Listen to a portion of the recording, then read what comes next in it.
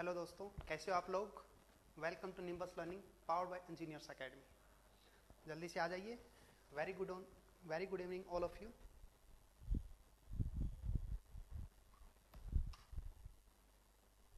आज sound proper आएगा।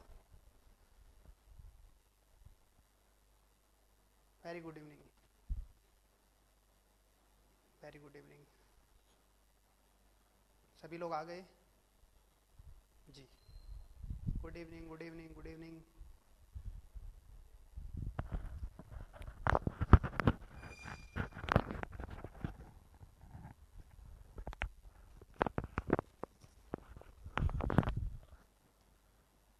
हाँ, वॉइस कम आ रही है। आज आज ठीक होगी वॉइस ना। मेरे क्लास में वॉइस कम रहता है। नहीं आ रही है ना। हाँ, कम है। टेक्निकल टीम को बुला लो सर। अच्छा, मैं कम इस रूम में कम आती है आवाज। स्टार्ट करते हैं अपने। पहले वॉइस को अपने पूरा कंफर्म कर लेते हैं। हाँ, एक बार आप सही बता दीजिए सभी लोग। वॉइस ठीक है सर। हाँ ठीक, मुकेश ने कहा वॉइस ठीक है सर। आ तो रही है, कर देते हो। अच्छा ठीक है, ठीक है, ठीक ठाक। कम है बहुत। वॉइस स्लो है। एक मिनट, वॉइस स्लो है। माइक ऊपर। हाँ माइक ऊपर है मेरा भी। हाँ माइक अब ठीक होगा। कंटिन्यू करते हैं, कंटिन्यू करते हैं। बहुत तो सही सर, बुला लेते हैं एक बार। एक मिनट।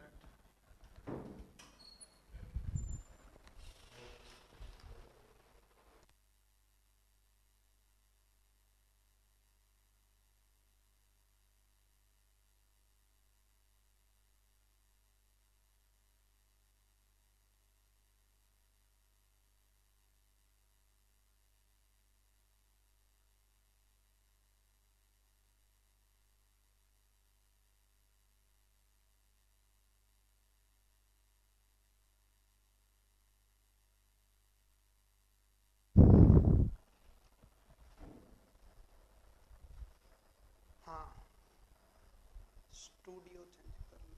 अच्छा अच्छा, अभी आवाज ठीक आ रही है। बिल्कुल। तो स्टार्ट करते हैं अपने। आज स्टार्ट करते हैं, कंटिन्यू करते हैं। बिल्कुल। हाँ,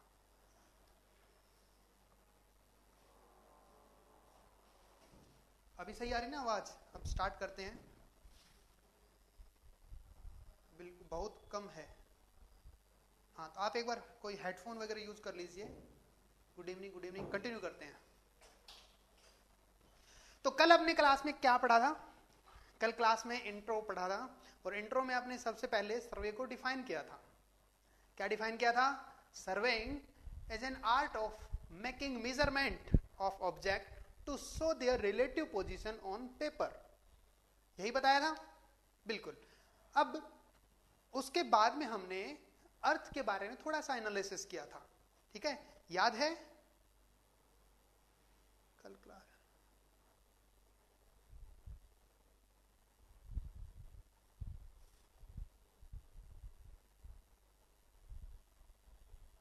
हाँ, थोड़ा सा रिपीट करते हैं कल। फिर इसके बाद में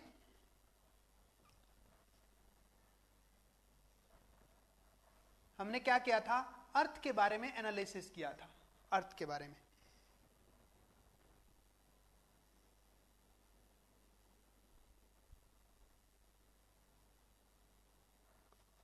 यहां पर क्या बताया था मैंने? नॉर्थ से लेकर साउथ तक का जो डिस्टेंस है, एनएस डिस्टेंस, वो था अपने 12 7 13.80। यही था। हाँ, डिफरेंस के हिसाब से चलेंगे। चलो डिफरेंस के हिसाब से, तो एनएस डिस्टेंस था वो smaller than east west distance. ठीक है, डेटा अपने काम का डेटा याद करना है, बाकी लिखते रहना, कोई दिक्कत नहीं है। तो ईस्ट वेस्ट ज्यादा है नॉर्थ साउथ से, और मैंने बताया था कितना ज्यादा है, ये जो डिफरेंस है उस डिफरेंस को आपको कमेंट में बताना है 42.95 किलोमीटर। बिल्कुल सही। इसीलिए यहां पर इसको शेप ऑफ अर्थ को, यहां पर पहला इंपॉर्टेंट क्वेश्चन आता है शेप ऑफ अर्थ। तो शेप ऑफ अर्थ कौन बताएगा? सीधा सा क्वेश्चन, सबसे ज्यादा रिपीटेड क्वेश्चन क्या है? Oblate spherical. ओब्लेट स्फेरिकल अपने इसकी शेप हो गई। बहुत बढ़िया। हाँ जी, तो हमने इसके बारे में ये एनालिसिस किया। अब इसके बाद में हमने इसके दो बेसिक टर्मिनोलॉजी, बेसिक अपने इसको डिवाइड किया था, इसके पार्ट बताए थे, डिवीजन बताए थे मैंने। वो अपने क्या था, इसके दो बेसिक डिवीजन नॉर्मल से थे। इसी पेज पे बता देता हूं आपको।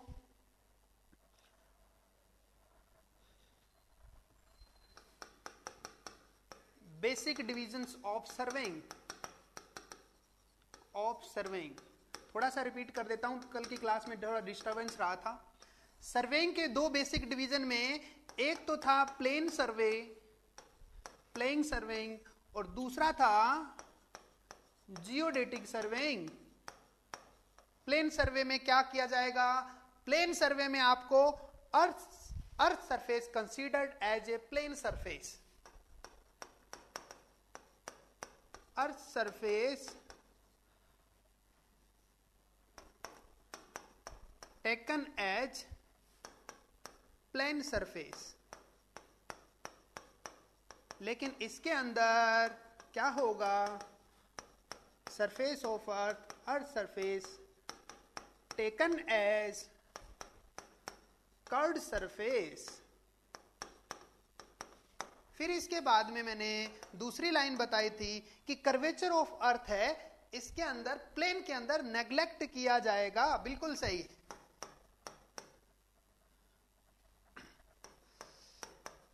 कर्वेचर ऑफ अर्थ क्या होगा? नेग्लेक्टेड। और यहां पर curvature of earth taken into account. Of earth considered. ठीक है। फिर इसके बाद में आपको थर्ड लाइन बताई थी। कौन सी लाइन बताई थी? थर्ड क्या बताया था? थर्ड में आपको यह बताया था कि यहां पर प्लम्ब लाइन पैरेलल होगी। बिल्कुल, यहां पर plumb line taken as parallel. Plumb lines assumed as parallel। इसके अंदर प्लम्ब लाइंस कहां पर इंटरसेक्ट करेगी? Intersect at the centre of earth. Centre of earth. Example, यहां पर मैंने एक छोटा सा डायग्राम बनाया था। इसके अंदर तो आपको सीधा सा पता है, ये वाला earth surface as a curve consider किया है। तो यहां पर सारी प्लम्ब लाइन है, वो सारी हमने प्लम्ब लाइन सेंटर की तरफ दिखाई दे रही थी, ये सारी प्लम्ब लाइंस। और ये लास्ट में आके सेंटर पर प्लम्ब बोब इंडिकेट कर रहा था। ये रहा प्लम्ब बोब, और ये रहा आपके सेंटर ऑफ अर्थ। इंटरसेक्ट कर रही है। लेकिन यहां पर हमारे पास क्या था? यहां पर तो हमारे पास फ्लैट सरफेस था, तो सारी प्लम्ब लाइन अपने पैरेलल दिखाई दे रही थी।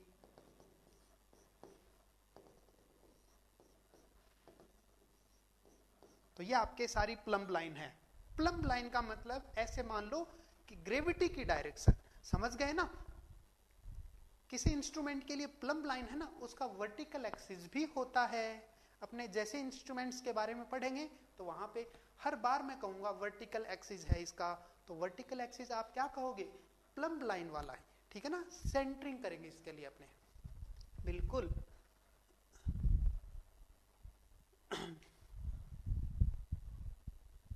हाँ, स्क्रीनशॉट भी ले लेंगे। इसको कंप्लीट करते हैं। नेक्स्ट, इसके बाद में हमने क्या पढ़ा था? इसके बारे में स्मॉल एरिया के लिए यूज करेंगे और एक लार्ज एरिया के लिए यूज करेंगे। तो कौन सा? Plane survey for small area, plane survey for small area, area कह दो या स्मॉल सर्वे के लिए, और यहां पर geodetic survey for large area. अब लार्ज एरिया कह दो या लार्ज लेंथ कह दो, लेकिन हर सर्वे का मतलब एरिया ही नहीं होता, हमने कल डिस्कस किया था ना। बिल्कुल, आवाज तो अभी ठीक है आवाज भाई। अब हमने यहां पर एक कुछ लिमिट बताई थी, ये कुछ लिमिट इस तरीके से थी कि यहां पर अगर मैं लेंथ की बात करूं, एक डिस्टेंस की बात करूं, मैं डिस्टेंस कह दूं इसको, डिस्टेंस, तो डिस्टेंस में आपके ऐसे कह दो अप टू 18.2 किलोमीटर तक आपके रहेगा प्लेन सर्वे, और इससे अबो कह देंगे तो अपने क्या रहेगा जियोडेटिक सर्वे। और यहीं पर लिमिट अगर एरिया वाइज अगर कहें कितने लार्ज एरिया के लिए अपने प्लेन सर्वे किया जाता है, तो ये अपने पास है 195.5 स्क्वायर किलोमीटर, है ना। बिल्कुल, और इसको हम 250 या 260 तक कंसीडर करते हैं। जैसे मैं यहाँ 250 लिखा दिया, तो एग्जाम में आपके एक दो बार 260 आया हुआ है, ठीक है ना। बिल्कुल, इन दोनों आने का मतलब अगर ये दोनों एक साथ आ जाए तो आप एग्जैक्ट वाला टिक करोगे, कौन सा 195.5। अगर ये एग्जाम में ऑप्शन में नहीं होगा तब आप 250 260 पर क्लिक करोगे, ठीक है ना। और अगर सीधा ऑप्शन आ जाए, दोनों आ जाए, और ऑप्शन ही ऐसा हो कि दोनों, तो बिल्कुल है, ऐसा कई बार कंडीशन बन चुकी है और आपको पता ही है ऐसे। और अगर मैं अबो की बात करूं तो ये हो गया आपके पास जियोडेटिक सर्वे, ठीक है। अब स्क्रीनशॉट में दिलवा दूंगा साथ साथ, पहले इसके 4 नोट दिखा देता हूं पहले, ठीक है ना। 4 नोट थे कल, अपने याद होंगे चारों नोट, बिल्कुल।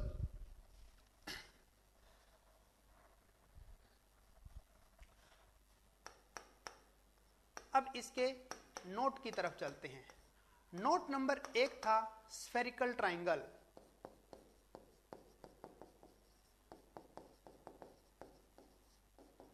स्फेरिकल ट्राइंगल को मैंने फील्ड एस्ट्रोनॉमी पूरा डिफाइन नहीं किया था, छोटा सा स्फेरिकल ट्राइंगल के तौर पे बताया था। अगर मैं कोई 3 पॉइंट के बारे में एनालिसिस करता हूं और अगर मुझे प्लेन सर्वे करना है, तो इन 3 पॉइंट से मेरे को मानेंगे कि प्लेन ट्राइंगल बना है, ठीक है। लेकिन अगर मैं जियोडेटिक सर्वे कर रहा हूं, अगर जियोडेटिक सर्वे कर रहा हूं तो मैं इनको एज ए प्लेन नहीं मानूंगा, इसको मैं क्या मानूंगा, इसको मैं कर्व मानूंगा, ठीक है।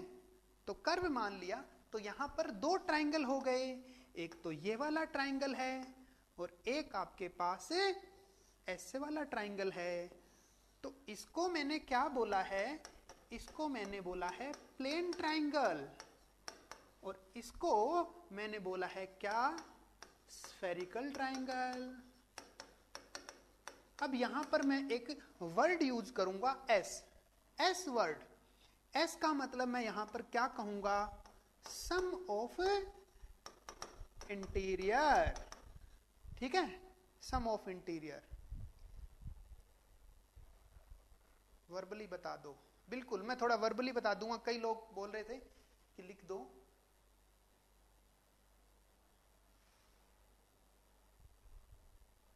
अच्छा अच्छा, क्लास टाइम 7 बजे तक आया था, देखते हैं आज का क्लास टाइम 7 बजे तक हो जाए तो बहुत ही बढ़िया है। अच्छा, कई बोल रहे हैं लिखो, चलो ठीक है, मैं थोड़ा स्पीड से लिख देता हूं। यहां पर अगर बात करें एस की वैल्यू, ये एस की वैल्यू डिस्कस करने की यहां पर जरूरत ही नहीं है, जैसे 180 होता है सभी को पता है, लेकिन इसके अंदर एस की वैल्यू क्या हो जाएगी, ये जो एंगल है, ये एंगल, ईच एंगल इंक्रीज दिखाई दे रहा है आपको, तो इसका सम भी आपको इंक्रीज मिलेगा। तो एस की वैल्यू यहां पर आपको ध्यान रखना है 180 से ग्रेटर होगा और 540 से स्मॉलर वैल्यू होगा, ये आपको ध्यान रखना है, ठीक है ना। और ये इंपॉर्टेंट, मैं इंपॉर्टेंट को स्टार लगाता हूं हमेशा, ध्यान रखना, ठीक है ना। ये आया हुआ क्वेश्चन है। अब इसके बाद में बात करते हैं इसका surface area. Surface area of A spherical triangle. Formula याद है क्या आपके? सरफेस, इसका फॉर्मूला आपको ऐसे याद करना है जैसे पाई आर स्क्वायर, बस इसके बाद में आपको ऐड करना है E और डिवाइड बाई 180, ठीक है ना? ये एरिया हो गया। अब यहां पर इस क्वेश्चन को भी याद करना है, फॉर्मूले को भी याद करना है। बिल्कुल, E की वैल्यू क्या चीज है? E है यहां पर स्फेरिकल एक्सिस। क्या है E? Spherical axis. स्क्रीनशॉट दिलवा दूंगा आपको।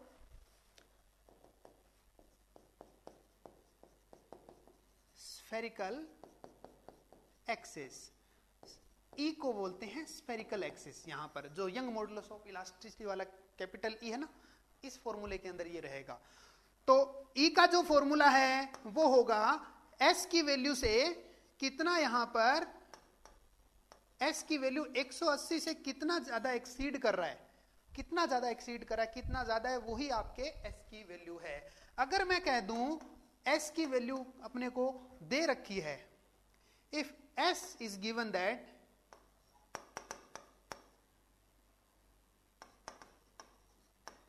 S आपको दे रखा है 250, ठीक है, तो मैं कहूंगा देन E क्या हो जाएगा?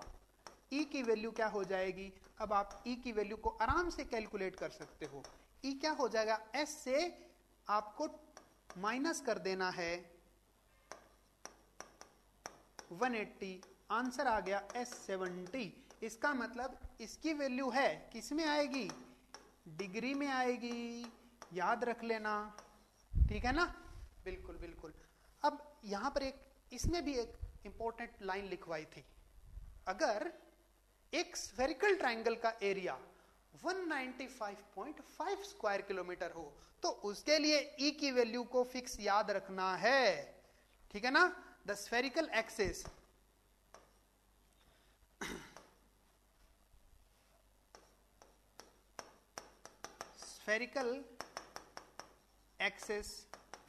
will be 0 degree 0 minute 1 second for a spherical triangle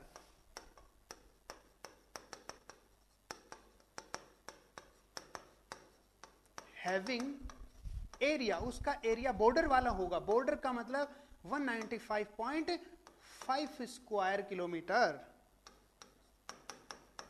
ये आपको याद रखना है। मैं इस लाइन को स्टार लाइन बोलूंगा क्योंकि ये क्वेश्चन आया हुआ है, ध्यान रखना इस चीज का। आगे की तरफ नोट नंबर 3 में चलेंगे। 3 वाला नोट आपको याद है? 3 वाला डिफरेंस बताता है, difference between flat distance and curve distance. Flat distance and curve distance. Curve distance geodetic का और फ्लैट किसका? प्लेन सर्वे का। तो यहां पर आपको बताना है कितना एवरेज डिफरेंस होगा 1 mm फॉर 1.2 किलोमीटर डिस्टेंस। ये आपको ध्यान रखना है। अगर फ्लैट डिस्टेंस 1.2 किलोमीटर है, ये फ्लैट डिस्टेंस, तो curve distance 1.2 kilometre plus 1 mm माना जाएगा, ठीक है ना? इधर की तरफ एक टेबल और भी था। आवाज फिर कम है। हाँ, कल की क्लास अपलोड करा देंगे। संदीप करण, यहां पर मैं डिस्टेंस की बात करता हूं तो ये आपको 3 डेटा और याद रखने हैं, और यहां पर मैं डिफरेंस की बात करता हूं तो 3 डेटा ये है। एक तो 18.2 किलोमीटर का डेटा है, एक 54.3 किलोमीटर का डेटा, और एक 91 किलोमीटर का डेटा। ये होगा 10 mm, इधर की तरफ आपके होगा 30 mm।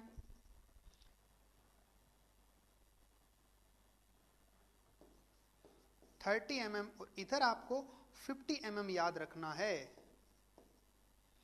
इसमें से आपको एक ही क्वेश्चन आया हुआ है अभी तक। यहां पर आपको एक ही क्वेश्चन आया हुआ है, ये है आपका 18.2 किलोमीटर तक एक ही क्वेश्चन आया हुआ है। ठीक है, अभी तक जितने सालों में अपने जेई के पेपर हुए ना, अगर पॉसिबिलिटी आगे की तरफ बढ़े तो ये पॉसिबिलिटी आपको ये दोनों क्वेश्चन पूछने की जा रही है। ठीक है ना, जो कि यहाँ अपने ये डेटा है वो अपने कहाँ से आए हैं, ये डेटा अपने पास आए हैं international department of surveying and geography से। और उसका हेड ऑफिस कहाँ पर आपको पता है क्या? बताओ अगर पता है तो।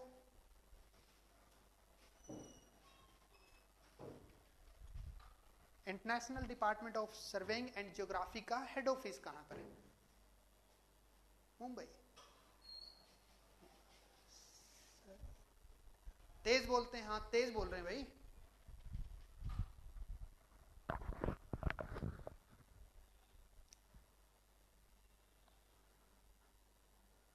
देहरादून, मुंबई।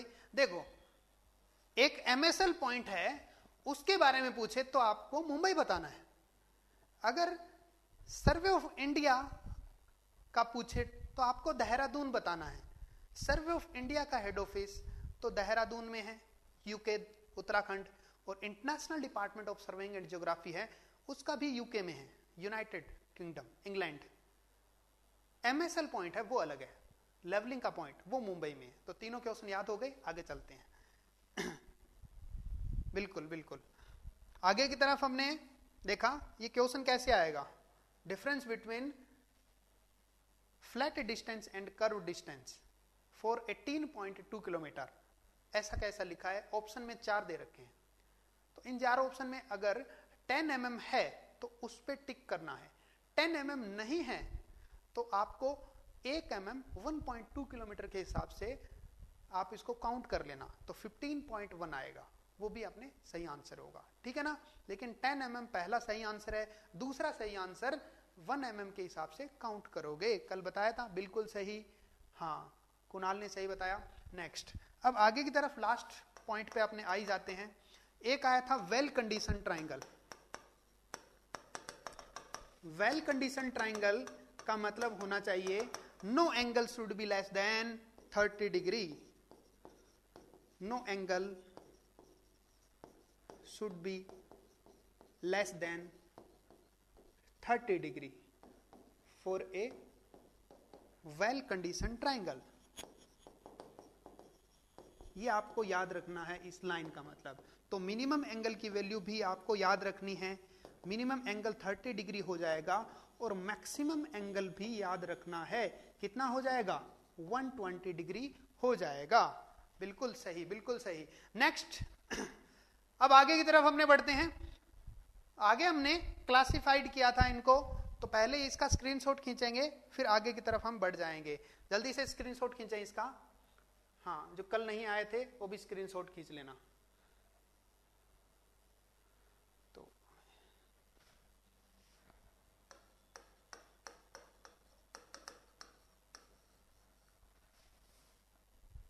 इसकी डेफिनेशन है वो थोड़ा पढ़ लेना। हाँ मैं 2 सेकंड का टाइम दूंगा। 3, 2, 1।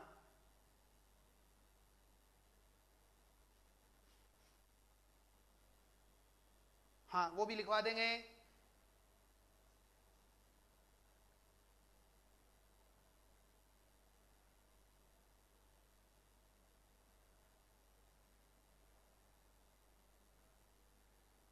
हाँ 3, 2, 1।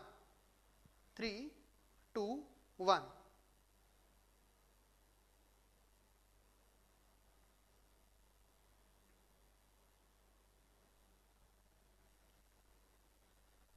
Three two one.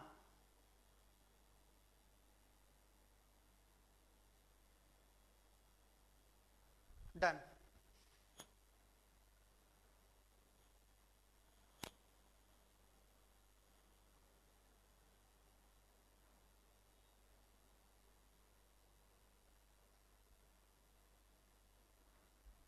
Three two one. 3, 2, 1। Done. और ये फाइनल। 3, 2, 1 हो गया। आगे तरफ चलते हैं।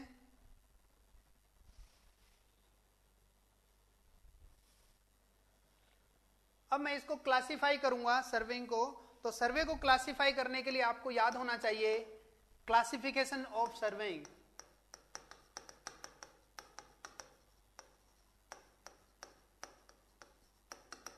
सर्वे को हमने क्लासिफाई किया था, तो 4 तरीके से क्लासिफाई किया था, बिल्कुल सही। क्लासिफिकेशन, पहला क्लासिफिकेशन क्या था इसका? पहला था किस पर बेस्ड? Based on field. दूसरा क्लासिफिकेशन किस पे था? Based on object. तीसरा क्लासिफिकेशन किस पे था? तीसरा क्लासिफिकेशन था बेस्ड ऑन इंस्ट्रूमेंट। और चौथा क्लासिफिकेशन किस पे था?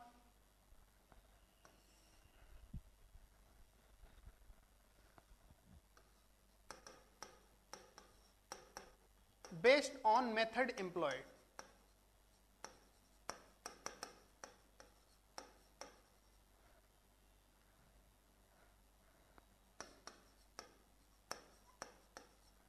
एक एक के बारे में आपको वैसे कल बता दिया था, लेकिन इनको स्पीडली थोड़ा सा बता देता हूं। बेसिक, सबसे पहला बेसिक जो इंपॉर्टेंट है यही है। सबसे पहला यही है, अगर सर्वे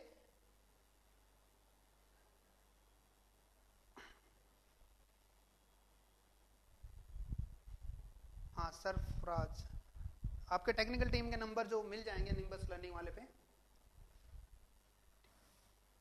कई लोगों को तो काफी ज्यादा ही डिस्टरबेंस हो रहा है। हाँ, कई लोग कनेक्ट कर पा रहे हैं। यहां पर आपके एक तो जमीन पे जो सर्वे हो रहा है उसको लैंड सर्वे बोलेंगे, और आसमान में अंतरिक्ष में हो रहा है तो उसको एस्ट्रोनॉमिकल सर्वे बोलेंगे। और अगर पानी में सर्वे हो रहा है तो इसको बोलेंगे हाइड्रोलॉजिकल सर्वे, जिसका दूसरा नाम क्या है? मैरीन सर्वे। ये इसका दूसरा नाम है। सही है?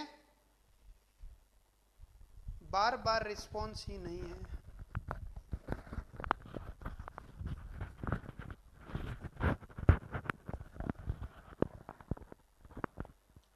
अरे सही है यार।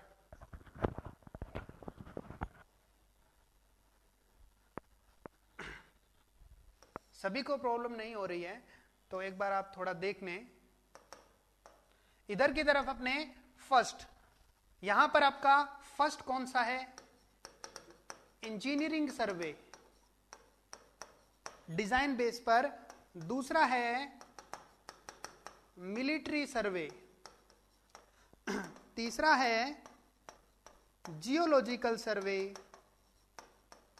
फिर इसके बाद में माइंड सर्वे आ जाता है, और फिर इसके बाद में देन फाइनल आता है कौन सा? आर्कियोलॉजिकल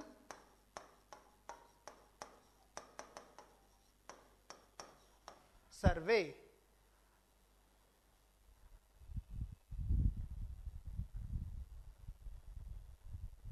अरे सारी इंक्वायरी यहां पे ही करोगे क्या मनोज? कुछ इंक्वायरी हेल्पलाइन पे भी छोड़ दो, यहां पे कंटेंट के बारे में डिस्कस करेंगे, बेटर रहेगा।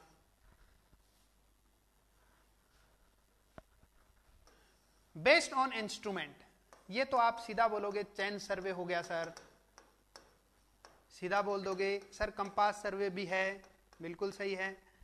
ठीक है, जो भी आप बोलोगे इंस्ट्रूमेंट बेस्ड चैप्टर के नाम वो हो गए। थियोडोलाइट सर्वे,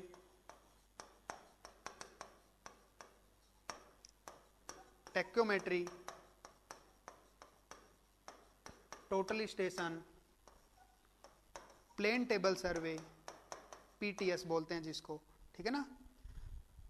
इसी तरीके से यहां पर जीपीएस हो गया, जीपीएस, यहां पर रिमोट सेंसिंग हो गया, रिमोट सेंसिंग, यहां पर टोटल स्टेशन हो गया जिसको हम मॉडर्न सर्वे हम बोलेंगे, एक्सेट्रा एक्सेट्रा। ठीक है, इधर की तरफ, इधर की तरफ अपने based on method employ, employ किया हुआ मेथड जो है उसमें देखो यहां पर एक तो आपके ट्रावर्सिंग होगा, एक आपके होगा ट्रायंगुलेशन। तो सबसे पहले पर विचार करते हैं।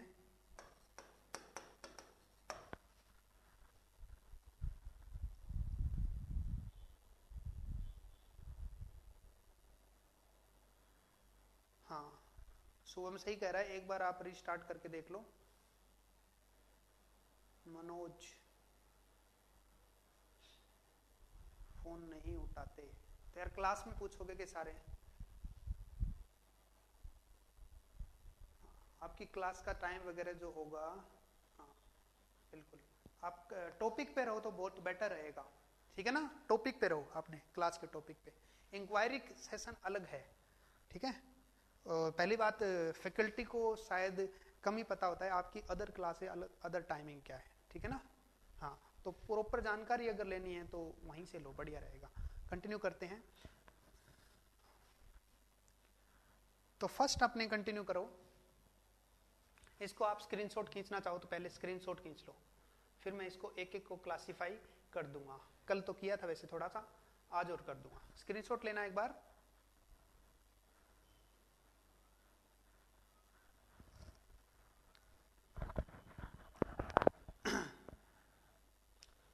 स्क्रीनशॉट ले लीजिए। डन। 3, 2, 1 डन। स्क्रीनशॉट हो गया। चलो आगे की तरफ बढ़ते हैं। ये तो था कल तक का, अब हम आज का स्टार्ट कर रहे हैं।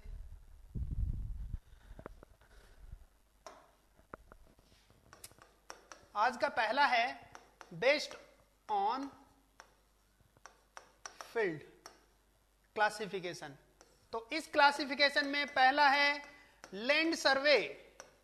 और लैंड सर्वे का मतलब आप क्या कहोगे? सर्वे ऑन लैंड सरफेस या survey on earth surface is known as land survey, ठीक है ना। हाँ बिल्कुल सही आ रही है, सब्जेक्ट रिलेटेड बात।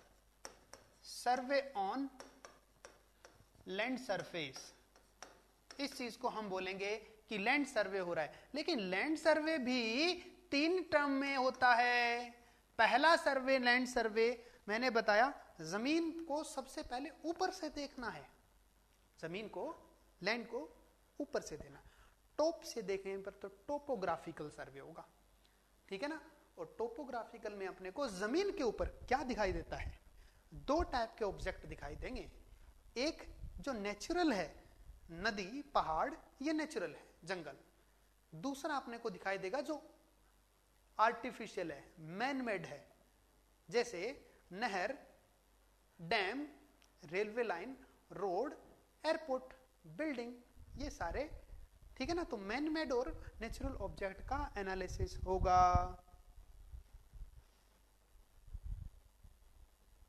रिजर्वायर भी, ठीक है। तो ये आपके पास हो गया कौन सा? Topographical survey.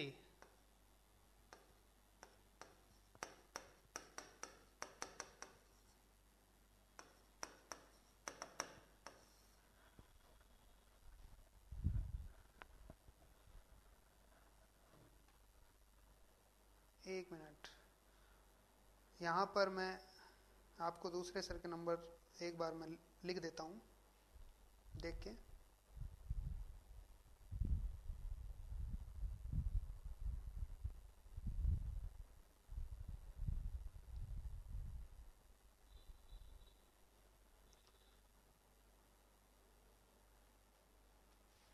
एक सेकंड लगेगा।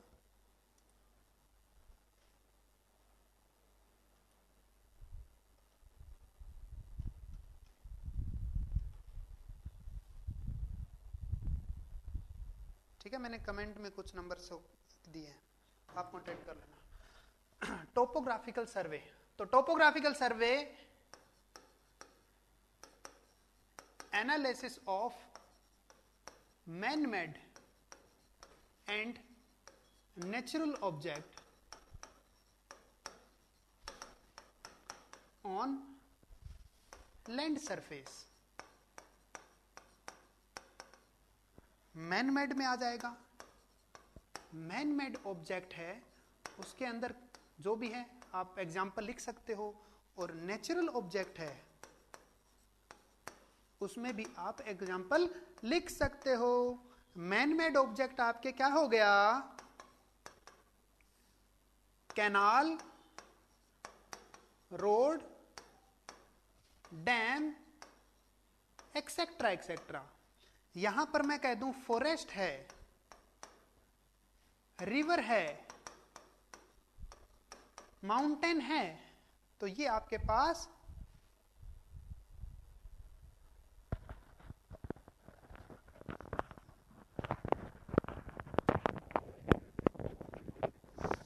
Right camera voice is perfect. बस आप चलते रहे। हाँ बस चल रहा हूं मैं शुभम।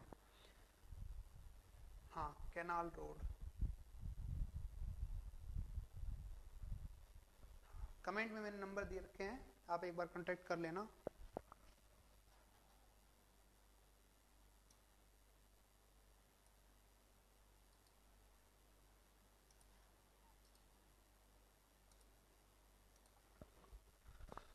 नेक्स्ट दूसरा जो है वो ये होगा, टोपोग्राफिकल के बाद में दूसरा हम क्या करेंगे, ऊपर से देख तो चुके कि मैनमेड और नेचुरल ऑब्जेक्ट है।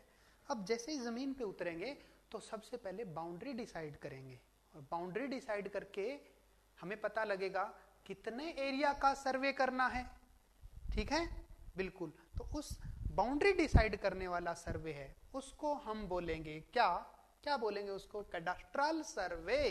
तो दूसरा जो इंपॉर्टेंट लगाता हूं पहले ही, कैडास्ट्रल सर्वे, कैडास्ट्रल सर्वे। ठीक है, लगाते हैं। जैसे कैडास्ट्रल सर्वे में आपके पास सीधा सा to decide the boundaries, to decide the boundaries, ठीक है ना। किसके लिए, कंट्री के लिए बाउंड्री हो जाएगा, दो स्टेट के लिए बाउंड्री हो जाएगा, दो डिस्ट्रिक्ट के लिए बाउंड्री हो जाएगा, दो सब डिस्ट्रिक्ट के लिए बाउंड्री हो जाएगा। आपकी पर्सनल प्रॉपर्टी खेत है, आपका मकान है, प्लॉट है, उसके लिए बाउंड्री हो जाएगा। तो जितना भी बाउंड्री का काम है उसको आप क्या कहते हो, कैडास्ट्रल सर्वे हो रहा है। बिल्कुल, हाँ। कैडास्ट्रल सर्वे का मतलब कहेंगे to decide the boundary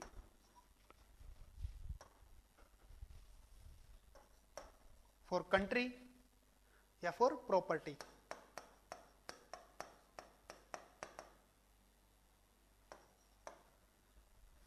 to decide the boundary property में आप, मैं ऐसा प्रॉपर्टी कह दिया, ये तो प्रॉपर्टी नेशनल लेवल पे हो सकती है प्रॉपर्टी, जैसे इंडिया कंट्री, आपका स्टेट हो सकता है प्रॉपर्टी। तो ये अलग अलग अथॉरिटी के अकॉर्डिंग होता है, ठीक है ना। तो मैं सीधा सा लिखूंगा टू डिसाइड द बाउंड्री, बस इसके लिए। अब यहां पर मैं एक बात कहता हूं कि यहां पर एक क्वेश्चन आया हुआ है, किसी पर्सनल प्रॉपर्टी को सेल करने और परचेज करने में कौन सा सर्वे यूज किया जाता है, ठीक है ना। Cadastral survey is also use to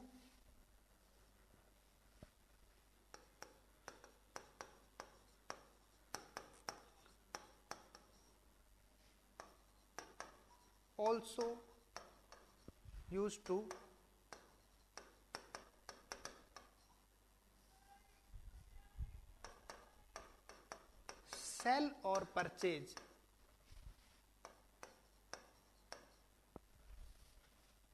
A personal property.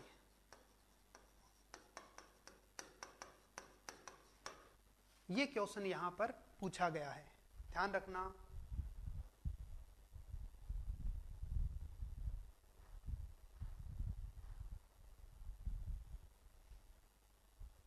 बिल्कुल बिल्कुल, रिवेन्यू सर्वे इसके अंदर काम करता है। अब अपने थर्ड पार्ट पर आते हैं। शिकायतें बहुत, आप लोगों को धीरे धीरे शिकायतें दूर हो जाएगी। तीसरा अपने पास कैडास्ट्रल सर्वे के बाद में आता है city survey.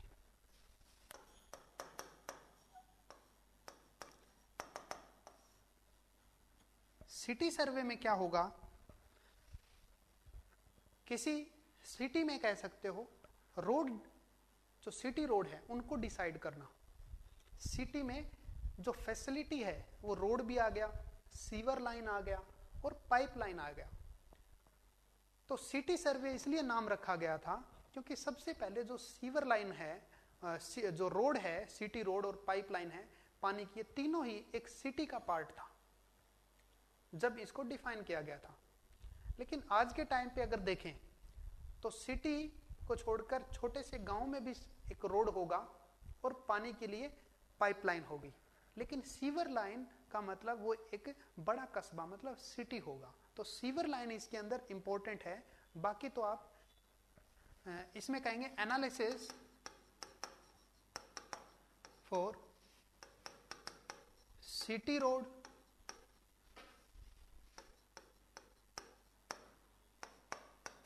Pipeline, sewer line और यहां पर जो केबल है अंडरग्राउंड केबल, उसको भी इसके अंदर ही आएगा।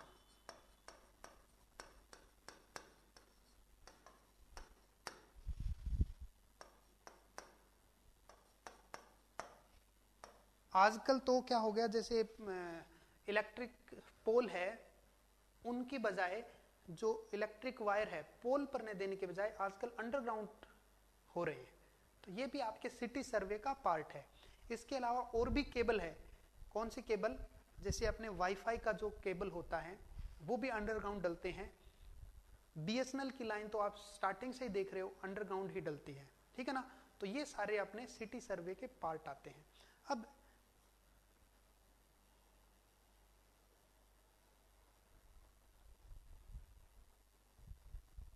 हाँ, एक बार मैं इसको स्क्रीनशॉट दिलवा देता हूं।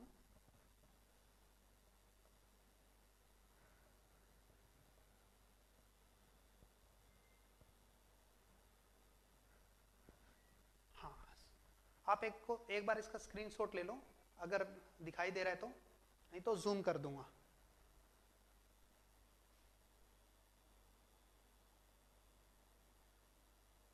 हाँ, नोट करना सबसे बेटर है भाई।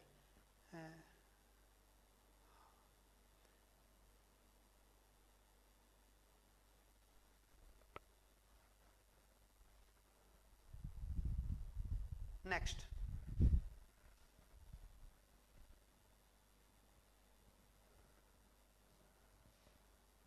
एक बार क्लासिफिकेशन देख लेते हैं, फिर आप जो सिलेबस वाला है सिलेबस भी लिखवा देंगे मुझे, ठीक है ना। क्लासिफिकेशन कंप्लीट कर लें पहले। हाँ, क्लासिफिकेशन कंप्लीट कर लेते हैं पहले। नेक्स्ट अपने आता है क्लासिफिकेशन में लैंड सर्वे के बाद में कौन सा आता है? एस्ट्रोनॉमिकल सर्वे, इसका दूसरा पार्ट।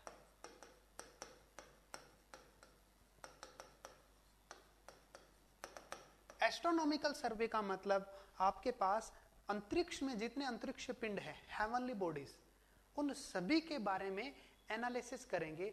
बिहेव क्या है उनका, उनके बिहेव के अकॉर्डिंग चंद्र ग्रहण होता है, सूर्य ग्रहण होता है, ठीक है।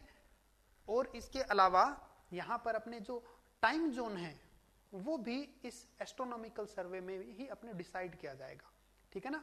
तो मैं ऐसे कहूंगा कि जितने भी हेवनली बॉडी है, अंतरिक्ष पिंड, उनके बिहेव का एनालिसिस हम एस्ट्रोनॉमिकल सर्वे में करेंगे, ठीक है।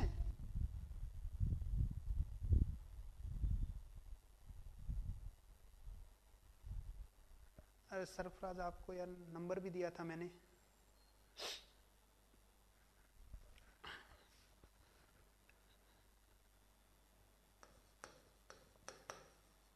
Analysis about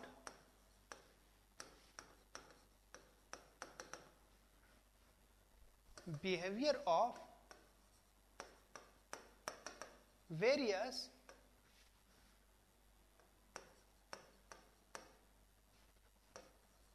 heavenly bodies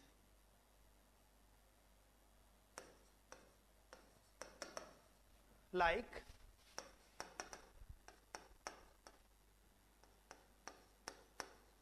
sun, star, moon, planets,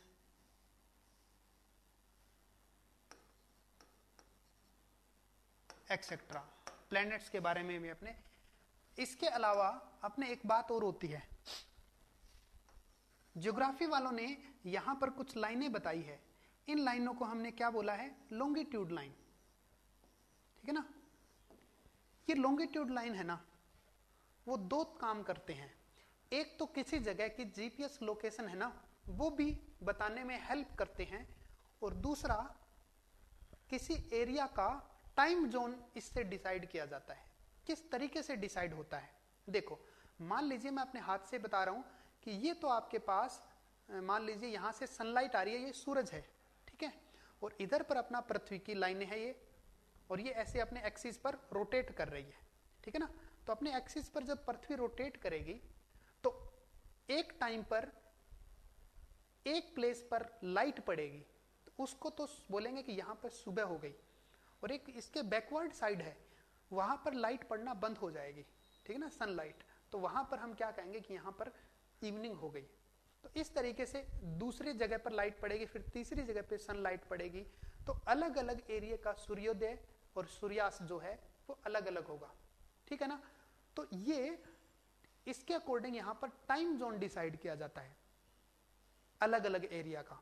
तो यहां पर एस्ट्रोनॉमिकल सर्वे का ही पार्ट है ये।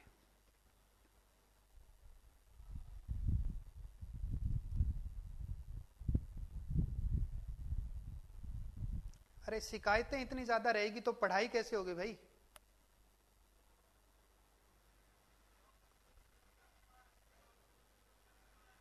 पहले ही सोल्व करके आ जाए करो यार शिकायतें वगैरह।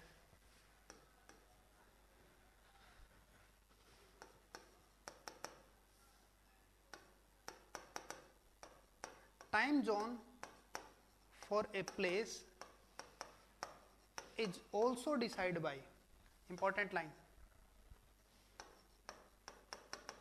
decided by astronomical survey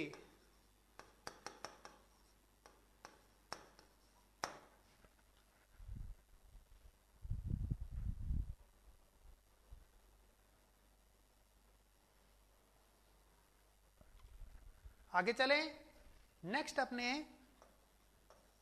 third आता है, एस्ट्रोनॉमिकल के बाद में हाइड्रोलॉजिकल सर्वे। हाइड्रोलॉजिकल सर्वे का दूसरा नाम है मेरीन सर्वे। मेरीन सर्वे लिखवा दिया था, और ये सर्वे आपके लार्ज वाटर बॉडीज का एनालिसिस करेगा, ठीक है ना। एनालिसिस अबाउट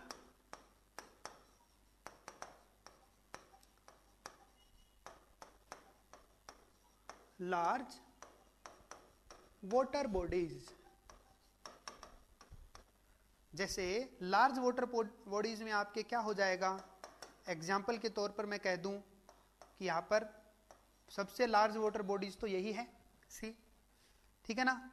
यहां पर अपने लेक हो गया, बड़ी लेक के बारे में, लेक लार्ज में ही आता है। यहां पर अपने रिवर हो गया, डैम हो गया, तो ये आपके पास क्या हो गए, लार्ज वाटर बॉडीज हो गए। पॉन्ड, पॉन्ड इसमें नहीं आता,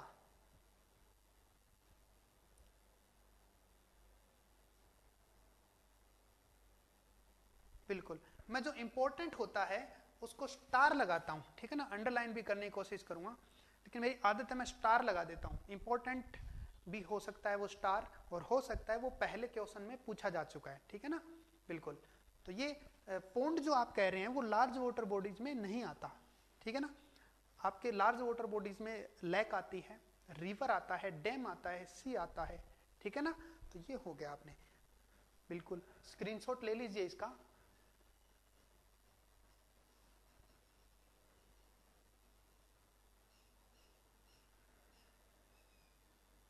डन। तो ये आपके फर्स्ट हो गया, कौन सा, फर्स्ट आपके पास हो गया अकॉर्डिंग टू फील्ड।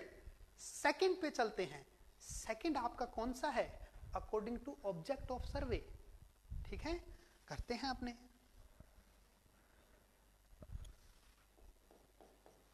दूसरा क्लासिफिकेशन चल रहा है यहां पे, दूसरा क्लासिफिकेशन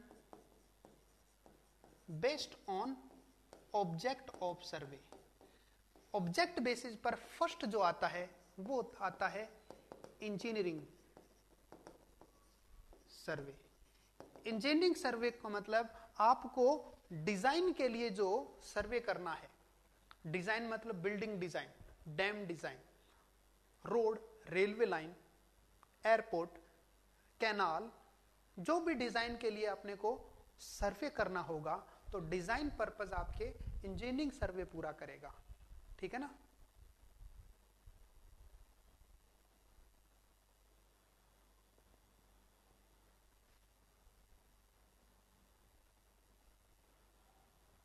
रिफ्रेश करें। हाँ, मैं रिफ्रेश कर देता हूं अपने एंड से।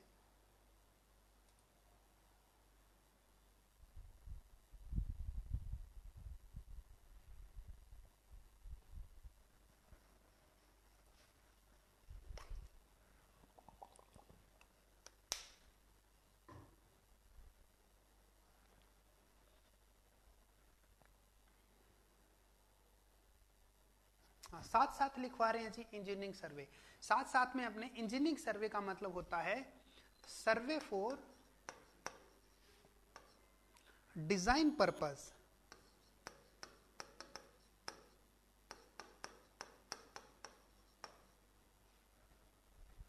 Like building design,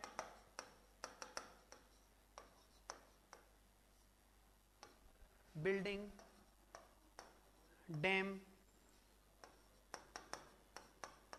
airport, canal, bridge, etcetera. बहुत से हो गए। जो भी डिजाइन अपने हैं वो अपने इंजीनियरिंग सर्वे के अंतर्गत किया जाएगा। लेकिन जब डिजाइन करते हैं तो उसको 3 स्टेप में पूरा करते हैं। पहला तो उस पर एक विचार किया जाएगा, केवल प्लान किया जाएगा, सोचा जाएगा, तो उसको बोलते हैं रिकॉन्सिनेंस सर्वे। इंजीनियरिंग सर्वे का फर्स्ट पार्ट होता है, ओनली फॉर प्लानिंग के लिए काम आएगा। ठीक है। दूसरा इसका डेटा कलेक्ट करने वाला सर्वे हो गया। वो 3 नाम मैं पहले लिखवा देता हूं। इंजीनियरिंग सर्वे के भी 3 पार्ट होते हैं। फर्स्ट पार्ट इसका हो गया रिकॉन्सिनेंस सर्वे।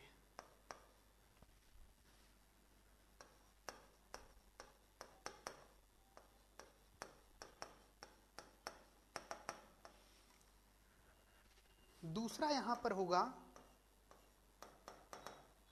Preliminary survey.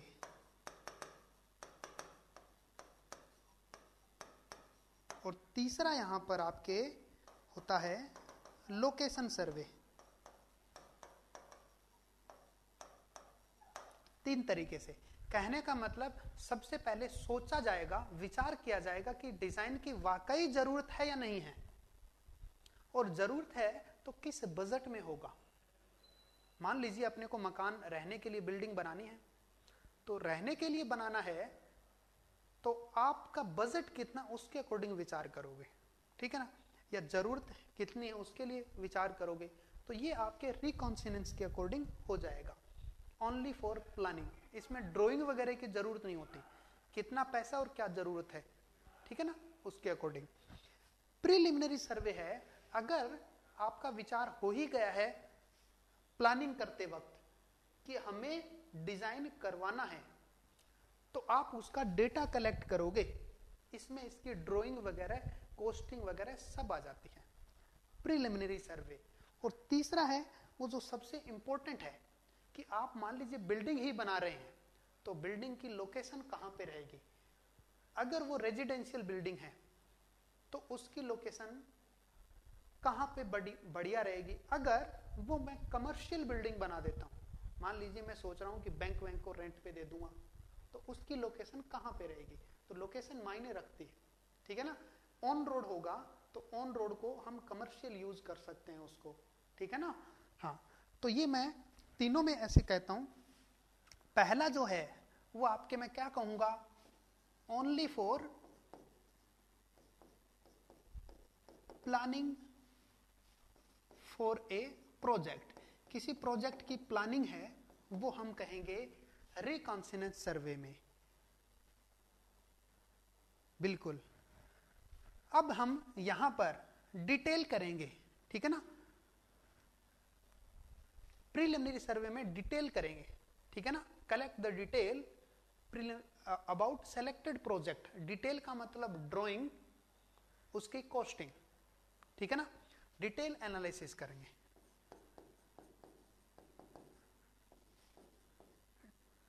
Detail analysis for a selected project.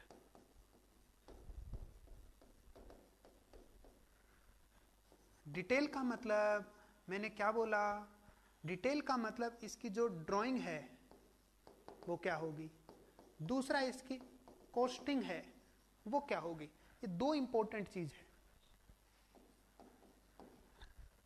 Location survey to decide the location for a selected project.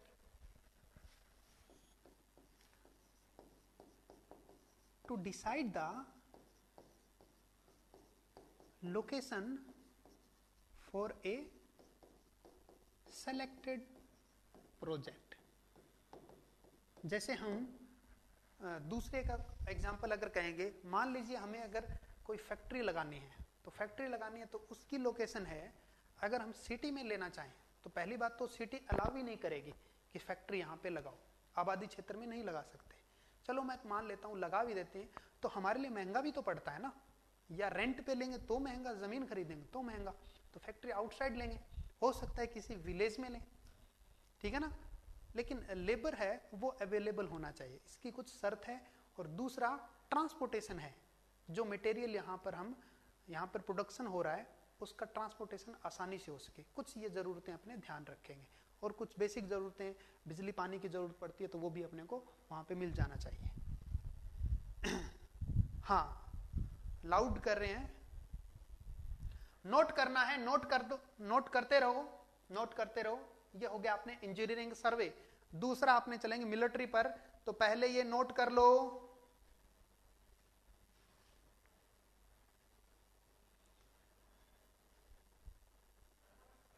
Syllabus के साथ बताएंगे कितने आवर्स का है, साथ साथ में नोट करते रहें। लिखने वाला जो है काम वो बेटर मानता हूं मैं, थोड़ा सा सीरियस होके पढ़ा जाएगा, और आप अगर स्क्रीनशॉट के भरोसे रहेंगे तो थोड़ा सा यहां पर लूज हो जाएगा आपका काम। डन।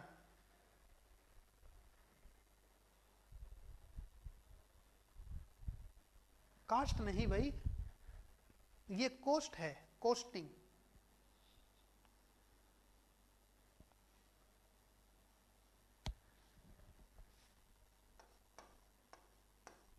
कोस्ट सही है, costing, estimating and costing.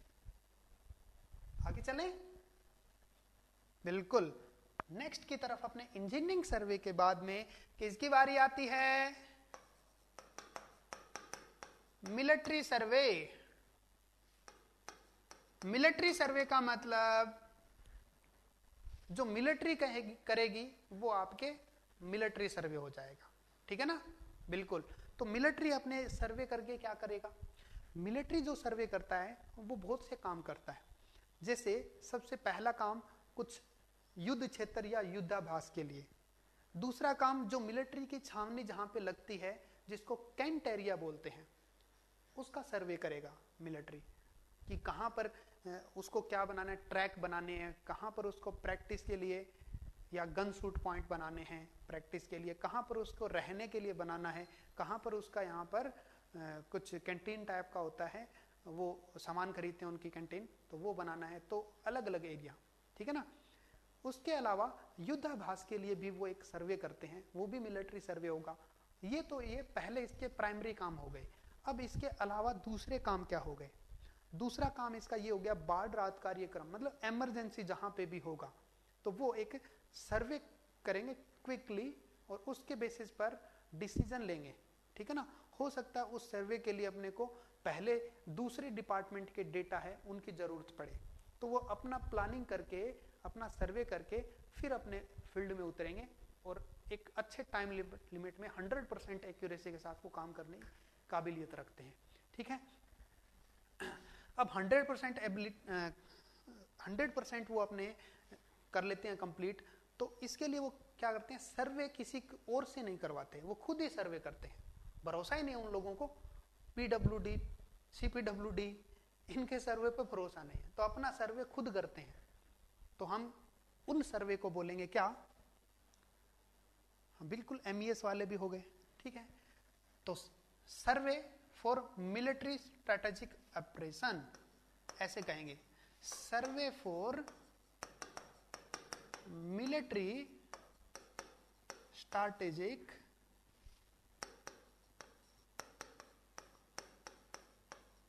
Operations.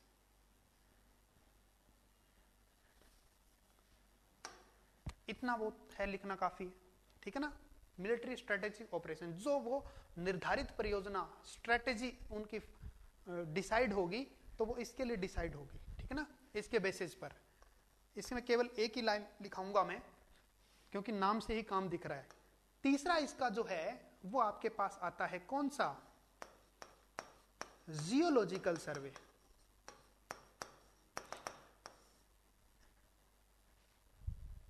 पृथ्वी में जब सोइल लेयर के बारे में एनालिसिस होगा उसको हम बोलेंगे जियोलॉजिकल सर्वे, ठीक है ना। अर्थ स्ट्रेटा के बारे में एनालिसिस होगा, analysis about earth strata, analysis about earth strata. इसको ऐसे कह सकते हैं सोइल लेयर। इनका एनालिसिस होगा वो आपके जियोलॉजिकल सर्वे में होगा। जैसे मैंने कहा कि यहां की सोइल है, पहले ऊपर वाली लाल मिट्टी आ जाएगी, हो सकता है वहां पर नीचे थोड़ी कंकरीली मिट्टी आ जाए, ठीक है ना। जैसे इधर की तरफ अगर देखें, जैसलमेर बाड़मेर की तरफ अगर देखें, चूरू डिस्ट्रिक्ट में देखें, तो ऊपर वाली जो सोइल है वो बालू मिट्टी होती है, ठीक है ना। और इसी तौर पर हम जैसे एनालिसिस करते जाएंगे तो हो सकता है कुछ मिनरल वेल्थ की जानकारी मिले, ठीक है ना। हमें जैसे राजस्थान में अब्रक, जिसको माइका बोलते हैं, अब्रक निकल गया जैसे, तो वो आपके सोइल लेयर के एनालिसिस करते हुए मिल गया, तो वो डिपार्टमेंट अलग होता है जो इस मिनरल वेल्थ के बारे में थोड़ा एनालिसिस करेगा, ठीक है ना। तो वो हो गया माइन, गोल्ड माइन। हाँ, ये बेसिक है अपने एक एक लाइन में पूरा डेफिनेशन।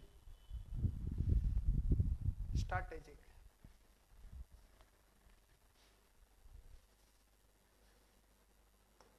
सही है। नेक्स्ट अपना है माइन सर्वे, मिनरल वेल्थ के लिए।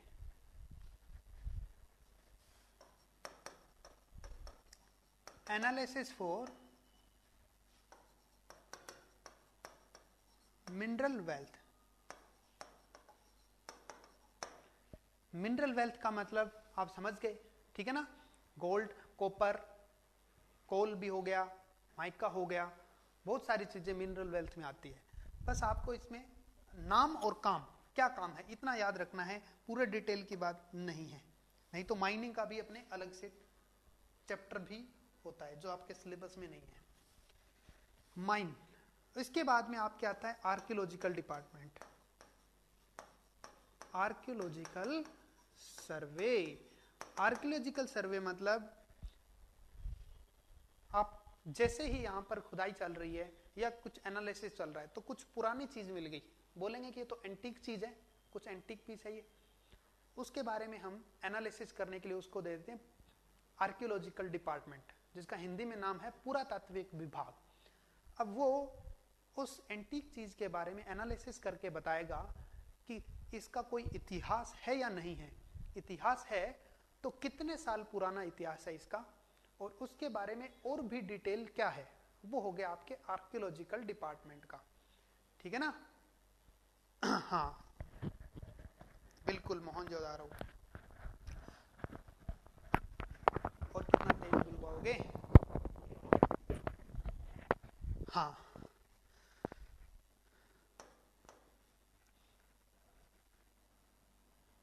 टू एक्सप्लोर द रियलिटी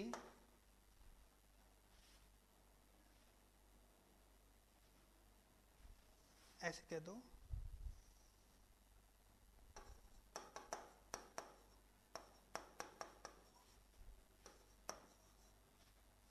एक मैं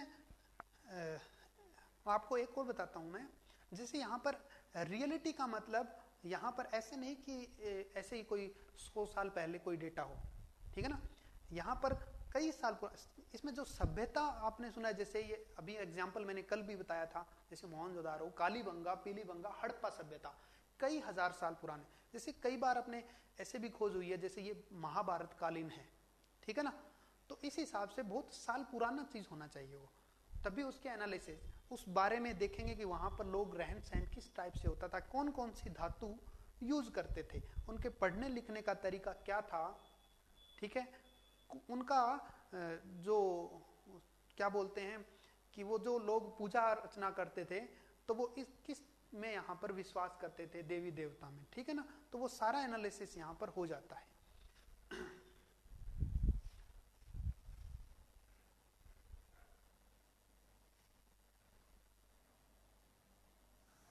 एक मिनट,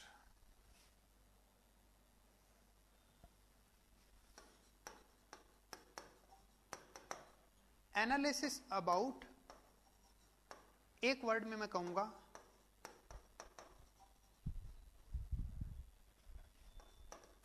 एंटीक्यूटीज।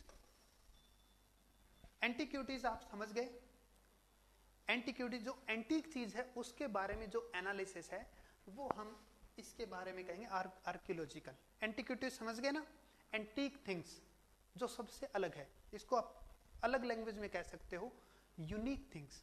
तो ये एंटीक्यूटी वर्ड है, वो आपके एग्जाम में एंटीक्यूटी वर्ड ही आपको जो हिंट करेगा, तो इसलिए मैंने ये वर्ड लिखवा दिया आपको, ठीक है ना। हाँ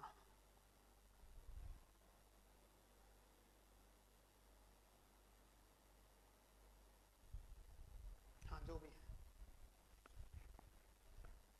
ये आपके 5 जो है उसके आप एक बार छोटा सा स्क्रीनशॉट खींच लें, 2 से लेकर यहां तक।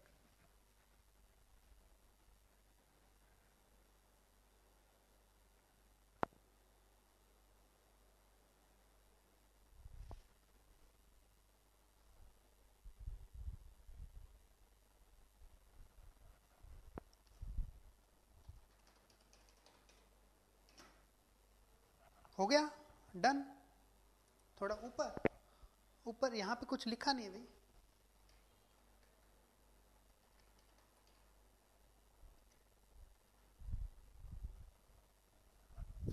आगे की तरफ हम एनालिसिस करते हैं थोड़ा सा।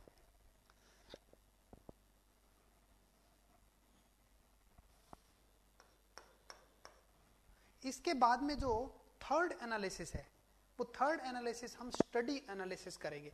अब इसके अंदर आपका सिलेबस सब आ जाएगा, ठीक है ना। बेस्ड ऑन इंस्ट्रूमेंट,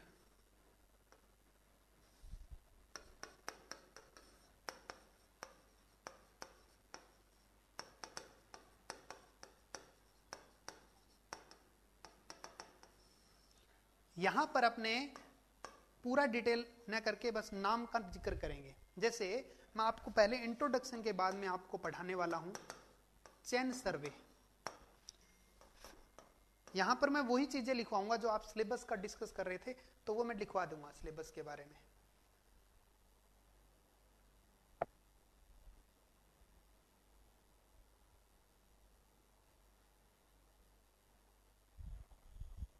हाँ, मैंने अपना नंबर लिखा था भाई कमेंट में।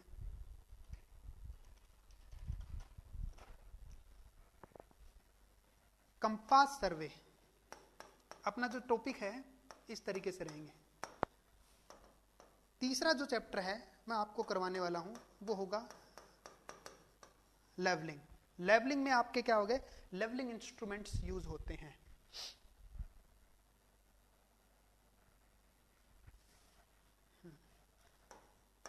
फोर नंबर आपके मैं आपको करवाने वाला हूं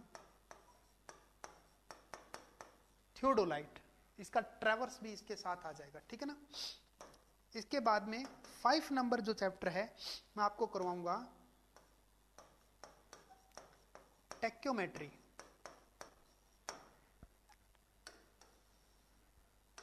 6 नंबर जो चैप्टर है इसके बाद में मैं प्लेन टेबल सर्वे कराऊंगा।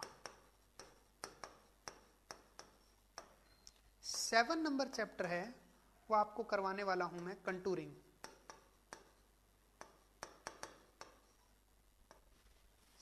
8 नंबर जो चैप्टर है वो आपको करवाने वाला हूं, जैसे यहां पर मैं एक ट्रैवर्सिंग भी करवाऊंगा, यहां पे करवाऊंगा मैं ट्रैवर्सिंग, है ना, उसको कंसीडर करके चलना। 5 नंबर में ये से 9 हो जाएगा। इसके बाद में मैं कर्व्स करवाऊंगा, फिर इसके बाद में 9 नंबर में करवाऊंगा, जो 10 नंबर आ गया अपने माइनर इंस्ट्रूमेंट।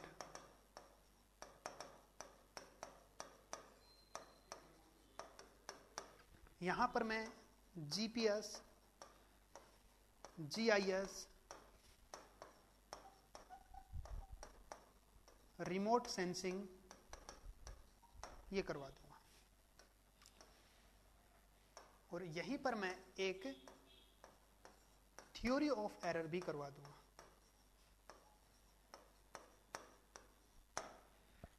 ये आपका सिलेबस रहेगा।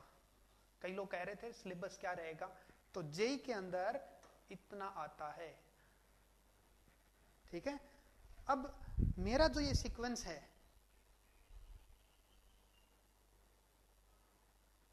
एडवांस सर्वे यही हो गया, एडवांस सर्वे। अब इसमें मैं मेरा जो सीक्वेंस जो है ना वो थोड़ा सा इस तरीके से है कि यहां तक जो है इंट्रोडक्शन भी आपके हो गया एक तरीके से फर्स्ट, यहां पर सॉरी मैं इंट्रो भी लिख देता हूं, ठीक है ना, ये एक्स्ट्रा लिख दिया मैंने। तो इंट्रो, चैन सर्वे, कंपास सर्वे, लेवलिंग, इतना जो पार्ट है इसको हम बोलते हैं 70 to 75% ऑफ सर्वे सिलेबस, ठीक है। हाँ, कंप्यूटेशन ऑफ लैंड इसी में आ जाएगा लेवलिंग के अंदर। और जो बाकी का जो पार्ट बच गया थियोडोलाइट से लेकर यहां तक का, उसमें जो क्वेश्चन की पॉसिबिलिटी जो मैं बता रहा हूं अभी तक के जो एग्जाम पेपर है उसके अकॉर्डिंग, ये आपके 25 से 30%। अगर मैं ऐसे बोला जाऊं कि ये तो 80% और ये 20% है, तो यहां पर ठीक रहेगा, सही है। तो ये सर्वे का सिलेबस है, आप लिख लीजिए जेई सर्वे।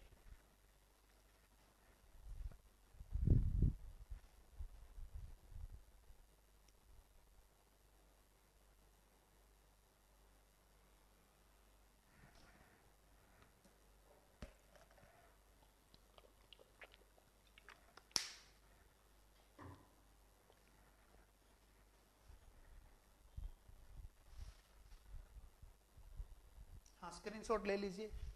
इससे पहले वाला स्क्रीनशॉट दिलवा दिया आपको, इससे पहले वाला स्क्रीनशॉट दिलवा दिया, ये स्क्रीनशॉट फटाफट ले लीजिए स्क्रीनशॉट, फिर आगे की तरफ चलेंगे। इनमें एक एक, यहां पर मैं एक एक लाइन से काम चलने वाला है नहीं, यहां पर अपने को डिटेल ही पढ़नी पड़ेगी, तो डिटेल पूरा करवाएंगे, ठीक है। जैसे अपने चैप्टर फर्स्ट उठाएंगे चैन सर्वे इंट्रो के बाद में, अब अपने नेक्स्ट फोर्थ पे चलते हैं। फोर्थ में based on method employed,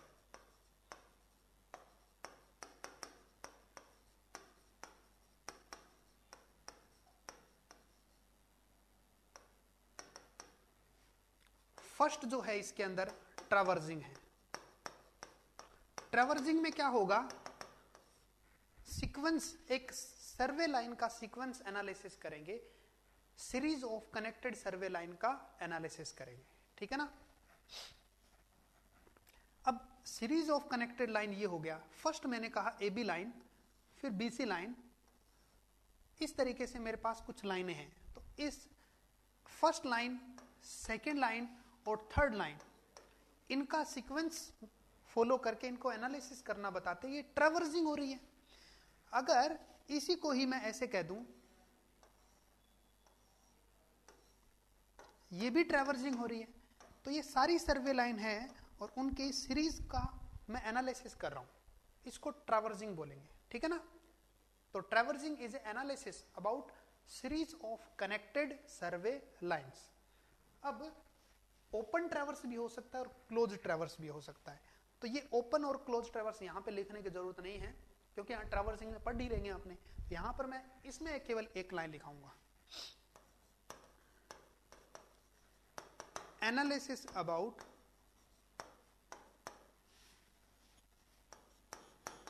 series of connected survey lines.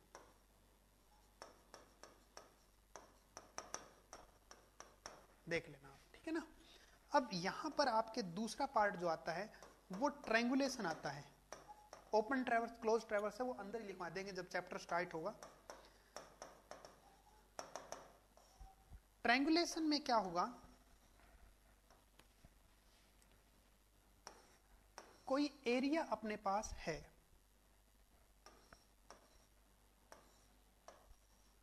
उस एरिया को बिल्कुल नेटवर्क बन जाएगा, बिल्कुल नेटवर्क ऑफ ट्रायंगल बनाएंगे। इसके अंदर आपके ट्रायंगल में अगर इसको डिवाइड किया गया तो ये कई ट्रायंगल बन गए, तो नेटवर्क ऑफ ट्रायंगल यहां पे बन रहा है, नेटवर्क ऑफ ट्रायंगल। तो इसका एनालिसिस है, उसको बोलते हैं ट्रायंगुलेशन, ठीक है ना। Triangulation is analysis of network of triangle.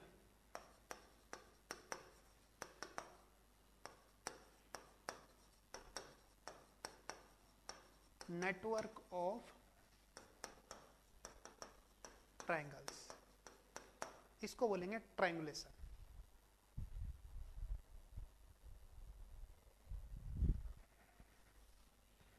Analysis, तो दोनों का जो एनालिसिस, ट्रैवर्सिंग और ट्रायंगुलेशन, आप एक बार नोट कर लें इसको, एक मिनट।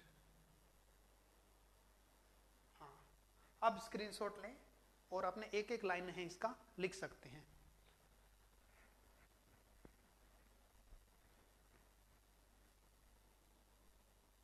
डन।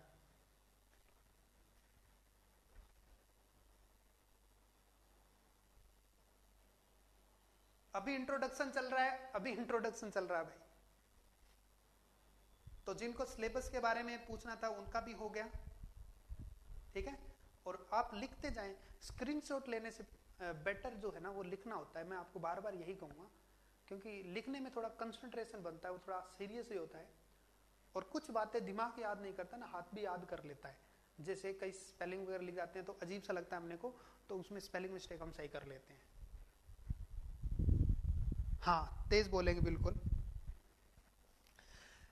नेक्स्ट हम आगे की तरफ एनालिसिस करेंगे। तो ये एनालिसिस अभी क्लासिफिकेशन हुआ है। क्लासिफिकेशन के बाद में अपना सबसे इंपॉर्टेंट टॉपिक है, वो दो टॉपिक बच जाते हैं, जिसमें पहला टॉपिक है प्रिंसिपल ऑफ सर्वेइंग, और दूसरा इसके बाद जो टॉपिक आता है वो आता है स्केल। इंट्रोडक्शन में इसका प्रिंसिपल और इसके बाद में स्केल है, वो इंपॉर्टेंट है, ठीक है। तो हम प्रिंसिपल ऑफ सर्वेइंग हेडिंग लगाएंगे, लगाइए।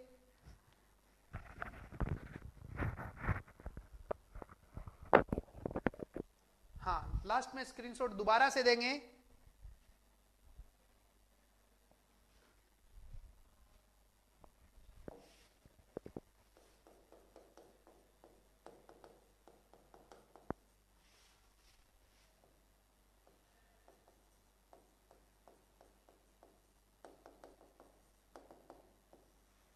सर्वेइंग के दो प्रिंसिपल है। पहला सर्वेइंग का प्रिंसिपल से क्वेश्चन आया हुआ है। तो सर्वेइंग का प्रिंसिपल ये बोलेगा कि किसी ऑब्जेक्ट की लोकेशन हमें दिखानी है, तो उसकी लोकेशन दिखाने के लिए कम से कम कितने डेटा चाहिए, ठीक है। जैसे पहला है to decide the location of object, establish कह दो या डिसाइड कर दो। मैं यहां पर एक डायग्राम बनाऊंगा, वो डायग्राम मैंने यहां पे बना दिया। ये एक लाइन है ए बी, इसको ऐसे भी लिख सकता हूं मैं ए बी, और इस ए बी के बाद में एक सी पॉइंट है, उसके बारे में बताना है। अब मैं यहां पर अगर सी पॉइंट के बारे में बताऊंगा तो सी पॉइंट ए से लोकेशन बताओ या बी से लोकेशन बताओ। तो इसके लिए सबसे पहले सी की डिस्टेंस कितनी है बी से और ए से। अगर ए से सी पॉइंट की डिस्टेंस पता है और बी से भी सी पॉइंट की डिस्टेंस पता है, तो हम क्या कहेंगे कि सी पॉइंट की लोकेशन हमें मिल जाएगी, ठीक है ना। तो डिस्टेंस हमें एक L1 पता है और एक L2 पता है। इसी के साथ अगर मैं ऐसे कह दूं कि A और B पॉइंट से हमें एक तो डिस्टेंस पता है और एक हमें एंगल पता है। अब एंगल कोई सा भी हो सकता है, इधर वाला एंगल भी हो सकता है और इधर वाला एंगल भी हो सकता है, ठीक है ना। चलो मैं दोनों एंगल के बारे में बताता हूं पहले। अगर दोनों ही आपके पास एंगल पता है कि एक θ1 और एक θ2, तो सी पॉइंट की लोकेशन आ जाएगी, बिल्कुल 2 मेजरमेंट, बहुत बढ़िया। इसी के साथ में अगर कह दूं एक एंगल पता हो अपने को और एक डिस्टेंस पता हो, एंगल कोई सा भी हो सकता है, डिस्टेंस भी कोई सी भी हो सकती है, ये डिस्टेंस भी हो सकती है और दूसरे वाले बी से भी डिस्टेंस हो सकती है, कोई सा भी हो, पॉइंट की लोकेशन आ जाएगी। थर्ड में अगर बात करूं तो थर्ड में इसी के ही दूसरे रूप है। अगर मैं ऐसा कह दूं कि यहां पर आपके ए बी में पी एक ऐसा पॉइंट है जो बता रहा है कि यहां से 90 डिग्री परपेंडिकुलर L1 डिस्टेंस पर चलने पर एक पॉइंट आता है जिसका नाम यहां पर सी है। तो आपको एक तो एंगल मिल गया 90 डिग्री और एक आपको लेंथ मिला, तो लीनियर और एंगुलर मेजरमेंट दो रिक्वायर है। नेक्स्ट यहां पर एक बियरिंग वर्ड बताता हूं। जैसे ए से आपको पी पॉइंट की लोकेशन बताना है, तो पी पॉइंट के लिए एक तो इसका डिस्टेंस हो गया, वो तो ठीक है, लेकिन जब इसकी डायरेक्शन यहां पर इस तरीके से बतानी होती है कि ये नॉर्थ डायरेक्शन से कितना डिग्री पर है, तो वो आपके एंगुलर मेजरमेंट बियरिंग के रूप में काम करेगा, है ना। तो ये बियरिंग हो गई और ये आपके पास डिस्टेंस हो गया। अब अपने बात करते हैं तीन कंडीशन बनती है। पहली कंडीशन दो लीनियर मेजरमेंट, दो लेंथ के थ्रू हम पॉइंट लगा दिए। दूसरी दो एंगल के थ्रू पॉइंट लगा दिए। तीसरी कंडीशन एक एंगल और एक लेंथ, यहां पर भी एक एंगल और एक लेंथ और यहां पर भी एक एंगल और एक लेंथ। तीन ही कंडीशन बन सकते हैं, या तो दो लेंथ या दो एंगल या एक एंगल एक लेंथ। ये मिनिमम हमें चाहिए, इन बेसिस पर ही पॉइंट लगा पाएंगे। अब मैं कह दूं यहां पर एंगल नहीं है, यहां पर अगर एंगल नहीं है तो क्या फर्क पड़ेगा? फर्क बहुत बड़ा पड़ेगा। कहां पर भी पॉइंट आ सकता है, ये कहीं पर भी पॉइंट आ सकता है, तो पॉइंट तो नहीं मिला। तो लोकेशन पॉइंट की कौन बताएगा? आपके पास लोकेशन बताने के लिए दो चीजें, दो मेजरमेंट होना बहुत जरूरी है। तो इसको मैं क्या कहूंगा, हाँ ए बी लाइन को रेफरेंस मानेंगे। यहां पर ए बी लाइन का रेफरेंस हो गया। इधर की तरफ मैं इसको मैं पूरा यहां पर डिटेल में बताऊं तो इसको सीधा सा डेफिनेशन आप लिखेंगे, इसकी थ्योरी लिखेंगे कि any object point should be established by at least two measurement.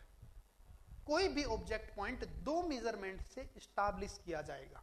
तो ये पहली कंडीशन बनती है इसकी।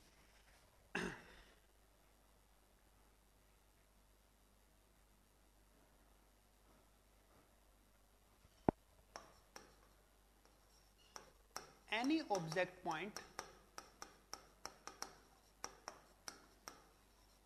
should be established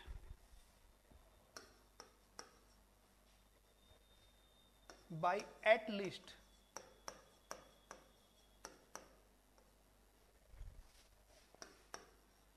to measurement, जिसको हम 2 पॉइंट भी बोल सकते हैं। ये यहां पर इसकी कंडीशन बन गई। FBVB बिल्कुल मैं अपलोड करवाने के लिए बोलता हूं। यह समझ में आ गया आपके? सेकंड यहां पर प्रिंसिपल पर हम चलेंगे, इससे पहले फर्स्ट नोट कर लेंगे। और सेकंड प्रिंसिपल का आप सभी को पता है, WTP। WTP मतलब होल टू पार्ट, ये चीज। हाँ मिनिमम 2 पॉइंट, सही कहा।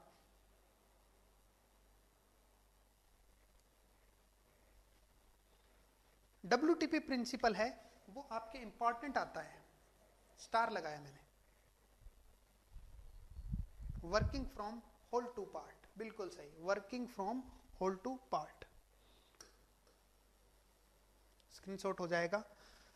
अब यहां पर मेरा जो WTP प्रिंसिपल, हाँ बिल्कुल 2 point, localise the error and accumulation of error, prevent the accumulation of error, हाँ पूरा लिख रहे हैं भाई। अब WTP प्रिंसिपल क्यों जरूरी है, क्यों बनाया गया है? अगर ये प्रिंसिपल फॉलो नहीं करेंगे तो क्या होगा? अब एक यहां पर अगर आपने जब बुक में पढ़ा है तो आपने उसको एरिया वाइज पढ़ा है, लेकिन मैं तो कह रहा हूं सर्वे एरिया का भी होता है और लेंथ का भी होता है, ठीक है? जैसे रोड सर्वे हो रहा है तो उसमें एरिया कहां हुआ, उसमें प्रिंसिपल कैसे लगेगा, तो मैं उसको लेंथ वाइज बताता हूं आपको, ठीक है? सेकेंड पॉइंट पूरा लिखें, लेंथ, हाँ लेंथ वाइज बताता हूं, ठीक है ठीक है।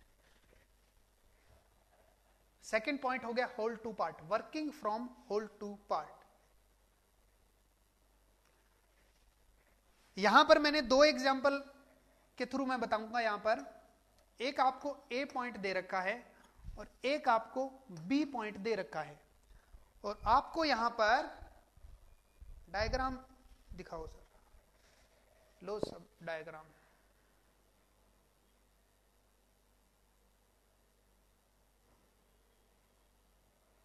लो पहले डायग्राम से ही कर लो।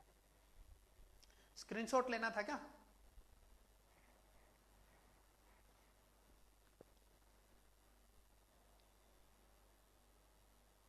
हो गया? स्क्रीनशॉट हो गया?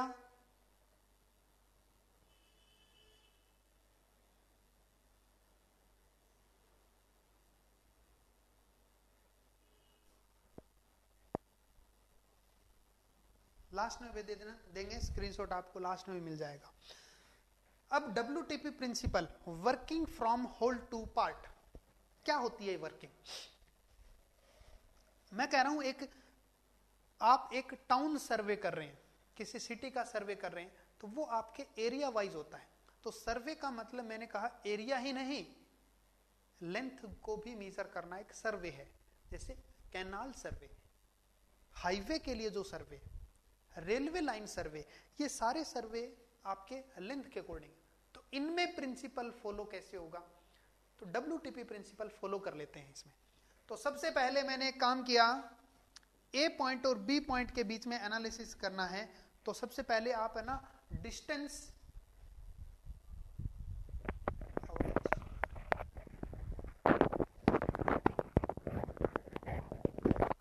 तो सबसे पहले एक काम करता हूं मैं, एक ए से बी तक डिस्टेंस आपको कैलकुलेट करने के लिए, मेजर करने के लिए आपको देता हूं, मेजर करना है आपको, ठीक है ना? तो ए से लेकर बी तक की डिस्टेंस मेजर करने के लिए आपने एक काम किया, आपने एक चेन उठाया या आप टेप उठा लेते हो, तो टेप से आपने क्या किया, ये डिस्टेंस मेजर करी, ये डिस्टेंस मेजर कर रहे हो, ये डिस्टेंस मेजर कर रहे हो। तो आप फील्ड में हो, अब आप कह रहे हो सर आप सीधा क्यों नहीं चल रहे? अगर आप फील्ड में हो तो आपको पता भी नहीं चलेगा कि आप सीधा चल रहे हो नहीं, ठीक है ना? जैसे मान लो 2 किलोमीटर की डिस्टेंस है, पता कैसे चलेगा? 1 किलोमीटर की डिस्टेंस, अरे जाने दो 1 किलोमीटर, 500 मीटर की डिस्टेंस मान लो, 500 मीटर तक की डिस्टेंस को आपको एग्जैक्टली मेजर करना है, तो आप सीधा नहीं चल पाओगे। सीधा चलने का मतलब आप इस लाइन फर्स्ट और सेकंड मेजरमेंट का जो है उनके बीच का एंगल 180 डिग्री होना चाहिए। अगर आप 180 डिग्री एंगल नहीं है तो आप तिरछा चल गए, अलाइनमेंट ही चेंज हो गया आपका, है ना? तो आपका मेजरमेंट ज्यादा हो जाएगा, ठीक है? अब ये, हाँ, अब मैं यहां पर अगर इसको मैं सीधा सा ऐसे बताऊंगा, एक मेजरमेंट आपने ऐसे लिया है स्ट्रेट, और एक मेजरमेंट आपने तिरछा लिया है, तो कौन सा मेजरमेंट तिरछी दूरी है, इंक्लाइंड आपने ज्यादा मेजर कर लिया, तो आप यहां पर सारे ही इंक्लाइंड मेजर कर रहे हो, तो इसका मतलब सभी का एरर जुड़ता जाएगा, और लास्ट में जो मेजरमेंट मिलेगा वो एक्चुअल से ज्यादा मिलेगा या कम मिलेगा?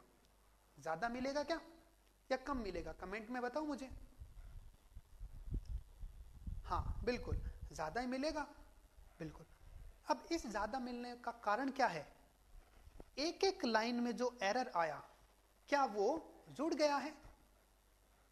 और सभी लाइन का एरर आप जुड़ने के कारण एरर का जो सम है वो आपको काफी ज्यादा मिलेगा, सम ऑफ एरर।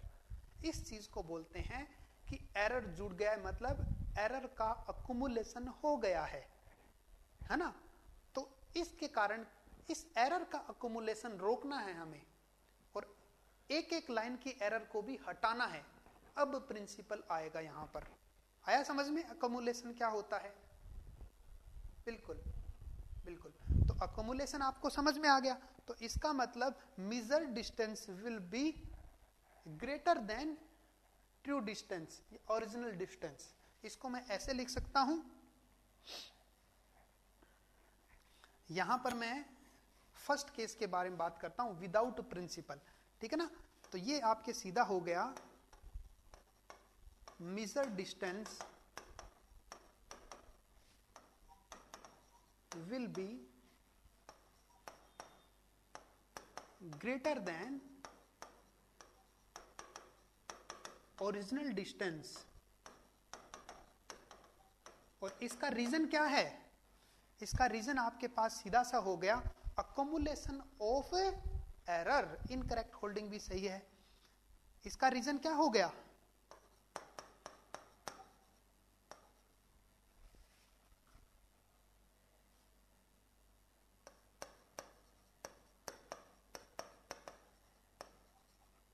रीजन लिख देता हूं यहां पर।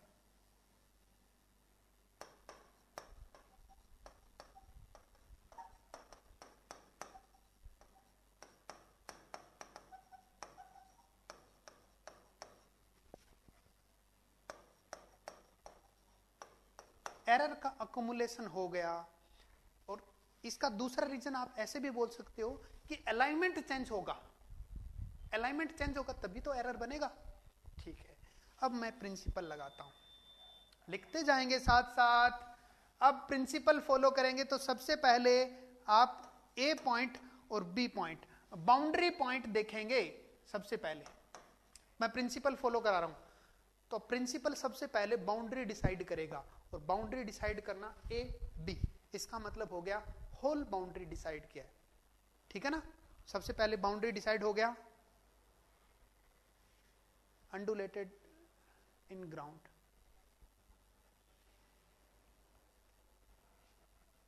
ये जो एरर है ये आपके कोई सा भी एरर हो सकता है, ठीक है ना? अभी वाला जो अलाइनमेंट का एरर है वो पर्सनल एरर है, ऐसे भी बोल सकते हैं। अगर इंस्ट्रूमेंट में गड़बड़, चेन छोटा बड़ा है, तो मैं क्या बोलूंगा इसको? अगर चेन छोटा बड़ा तो इंस्ट्रूमेंट का एरर बोलूंगा, ठीक है ना? बिल्कुल। और अगर नापना वाला अलाइनमेंट सही नहीं चल रहा तो उसको पर्सनल एरर बोलेंगे, ठीक है ना? तो यहां पर कोई सा भी कारण हो सकता है, ठीक है ना? इंस्ट्रूमेंट अगर सही हो, इंस्ट्रूमेंट अपना सही हो तो पर्सनल मिस्टेक ही है ये। प्रिंसिपल फॉलो नहीं हो रहा तो ये भी पर्सनल मिस्टेक है, ठीक है ना? बिल्कुल। अकोमुलेटेड, हिंदी अकोमुलेटेड का मतलब होता है एकत्रित कर होना, इकट्ठा होना, एरर, ठीक है ना?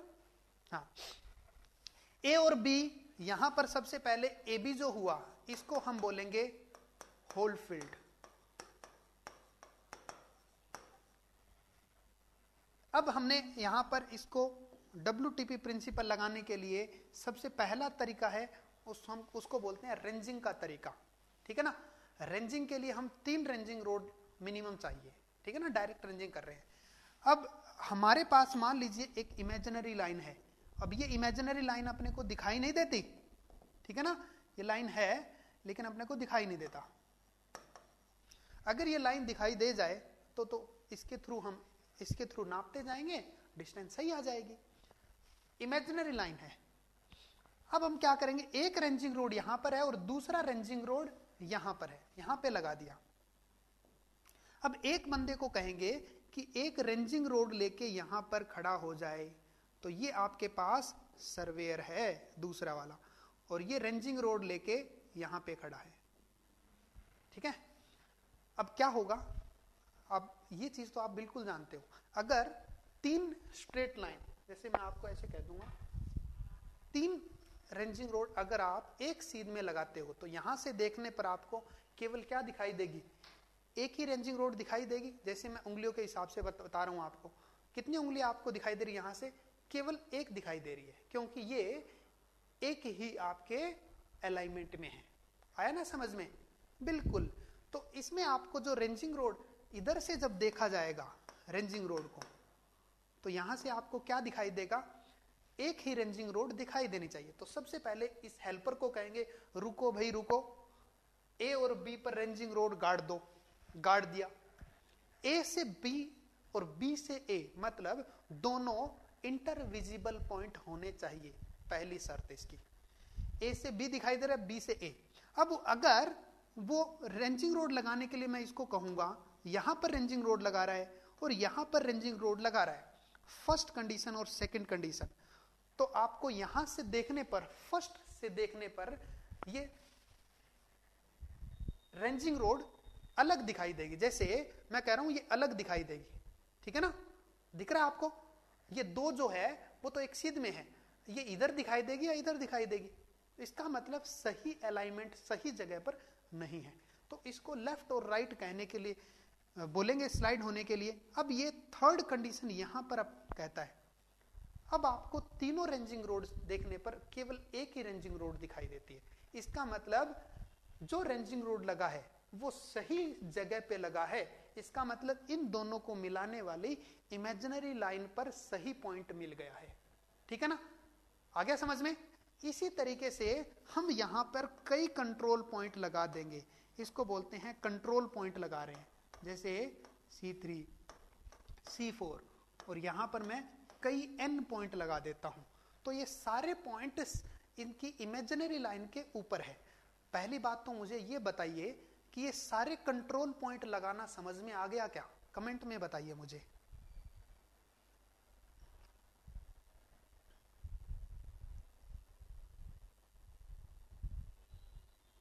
काफी लोगों के समझ में आ चुका है?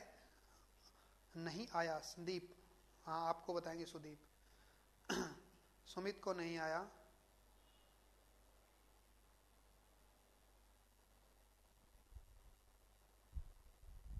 काफी लोगों को समझ में आ गया है और 2-3 लोगों को समझ में नहीं आया, तो रिपीट कर दूंगा मैं, बिल्कुल रिपीट कर दूंगा।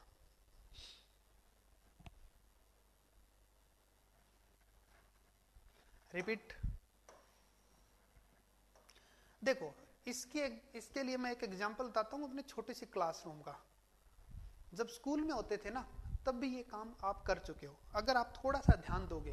पहली बात तो समझना कोई बड़ा खेल नहीं है, बस इसमें एक थोड़ा सा कंसंट्रेशन की जरूरत है। थोड़ा कंसंट्रेशन रखो, समझ में आ जाएगा। देखो छोटी सा एग्जांपल लेके बताता हूं आपको। जब प्रेयर होती थी ना स्कूल में, तो जो आगे वाले जो मास्टर जी है वो ऐसे खड़े होते थे और देखते थे लाइन सीध में है या नहीं है। अगर कोई सीध में नहीं होता तो वो क्या करते थे, एक गर्दन के पीछे दूसरी गर्दन होनी चाहिए, एक सर के पीछे दूसरा सर। तो वो इस तरीके से देखते थे और उसको दिखाई दे जाता था कि कौन लाइन में सीधा नहीं है, तो उसको वो सीधा कर देते थे, ठीक है ना?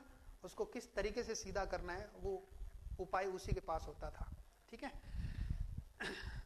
तो इस तरीके से यहां पर आपके पास अगर एक रोड लगी हुई है और यहां पर 2 रोड लगी हुई, हमें पता नहीं है कि ये इमेजिनरी लाइन कहां पर है, तो आप क्या करोगे, यहां से देखने पर आपको इन दोनों में एक ही दिखाई देना चाहिए सबसे पहले, ठीक है ना? हाँ बिल्कुल बिल्कुल, आपने इसे थर्ड हैंड ना दिखे। अब अगर रेंजिंग रोड यहां पर लगाई जाए, रेंजिंग रोड तो पकड़ने वाला जो रेंजिंग रोड है ना उसने यहां पर पकड़ रखी है रेंजिंग रोड, तो आपको इधर से देखने पर क्या होगा, रेंजिंग रोड ये अलग सी दिखाई देगी, ठीक है ना? इसके सीध में इसके पीछे छिपी हुई दिखाई नहीं देगी। इसका मतलब वो गलत जगह पर है, इमेजिनरी लाइन पर नहीं है। ये लाइन दिखाई नहीं दे रही अपने को, इमेजिनरी है, ठीक है ना? ग्राउंड पे नहीं होती। अगर वो दूसरी तरफ लगाता है, इस लाइन से इधर लगाओ चाहे इस लाइन से उधर लगाओ, आपको रेंजिंग रोड अगर दिखाई दे जाए तो आप कहोगे कि ये सही जगह पर नहीं लगी है। और अगर उसने रेंजिंग रोड यहां पे लगा दिया सही जगह पर, तो आपको तीनों रेंजिंग रोड आपको क्या दिखाई देगी, एक ही सीध में दिखाई देगी, तो आप कहोगे एग्जैक्ट सही जगह पर लगा है। आया समझ में? बिल्कुल। तो इसी तरीके से आपको यहां पर आपको ये सारे पॉइंट है वो इमेजिनरी लाइन के ऊपर मिलेंगे, और इन पॉइंट को आप बोलेंगे कंट्रोल पॉइंट लगाना। हाँ, आ रहा ना समझ में? किया है? बिल्कुल क्लियर। तो ये कंट्रोल पॉइंट लगाना आपको समझ में आ गया। बाकी अगर और बताएं किसी को समझ में नहीं आया तो बिल्कुल। हाँ, C2 वाले में रेंजिंग रोड लगाओगे सभी जगह पर। ये इस बंदे को भेजेंगे, हर जगह पर भेजेंगे, इसका काम है सभी पॉइंट लगवाना। ठीक है ना? बिल्कुल।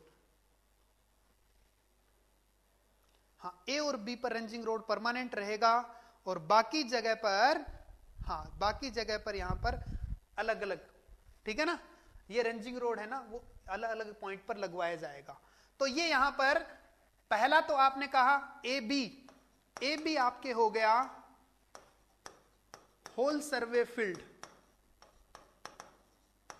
जिसको आप बोलोगे होल पार्ट। अब इसके बाद में आपने AC1, C1 C2, C2 C3, CNB, ये सारे हैं जितने भी है, इसको आप बोलोगे ये इसके पार्ट्स है। तो ये आपका प्रिंसिपल है, वो एक तरीके से किस तरीके से जा रहा है, पहले ए बी था और फिर इसके पार्ट हुए, तो आप क्या करोगे, working from whole to part. आया समझ में? Working from whole to part, ये तो आपका प्रिंसिपल इसके अंदर घुस रहा है थोड़ा सा।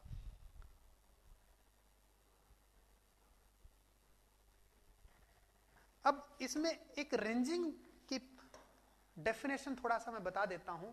इस रेंजिंग की डेफिनेशन को ये बोलते हैं, to establish a object point between two intervisible station is called ranging. कि दो इंटरविजिबल स्टेशन के बीच में किसी पॉइंट को लगाना, वो रेंजिंग कहलाता है। आया समझ में क्या? हाँ, रेंजिंग रोड का क्वेश्चन आया हुआ है, किसने पूछा है? हाँ, रेंजिंग रोड में क्या होता है ये भी बता देता हूं। रेंजिंग रोड दो टाइप की रेंजिंग होती है, एक होती है डायरेक्ट रेंजिंग और एक होती है इनडायरेक्ट रेंजिंग। डायरेक्ट रेंजिंग उसको बोलते हैं जब ए से बी और बी से ए इंटरविजिबल है, तब 3 रेंजिंग रोड से हम काम चलाएंगे। यहां पर 3 से काम चल जाएगा। अगर ए से बी और बी से ए दिखाई नहीं दे रहा है, कोई ऑब्स्ट्रक्ट आ गया, पेड़ आ गया कोई, तो हम क्या कहेंगे, ए से बी दिखाई नहीं दे रहा, तो बोलेंगे इनडायरेक्ट रेंजिंग करेंगे। तब यहां पर 4 रेंजिंग रोड की जरूरत पड़ेगी। ठीक है ना? ये क्वेश्चन डायरेक्ट पूछा गया है। डायरेक्ट में 3 और इनडायरेक्ट रेंजिंग में 4 रेंजिंग रोड। ठीक है ना? बिल्कुल। हाँ, रेंजिंग की डेफिनेशन लिख देता हूं, इंपॉर्टेंट अभी। Ranging, to establish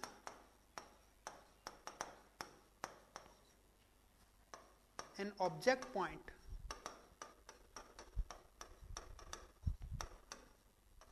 between two intervisible point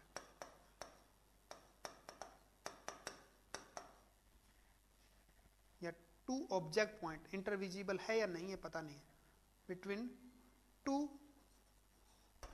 object station is called ranging.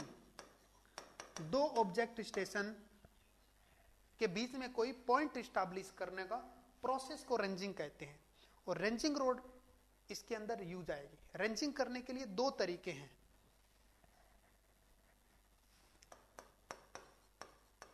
यहां पर हम कहेंगे रेंजिंग डन बाय, फर्स्ट जो होगा वो रेंजिंग रोड से होगा। अब रेंजिंग रोड क्या होती है, नाम तो आपने सुना है।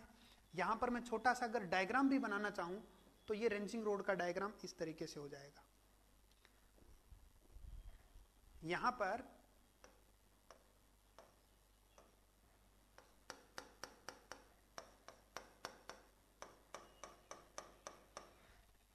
रेंजिंग रोड की जो लेंथ होती है, इसकी लेंथ होती है 2 से 3 मीटर।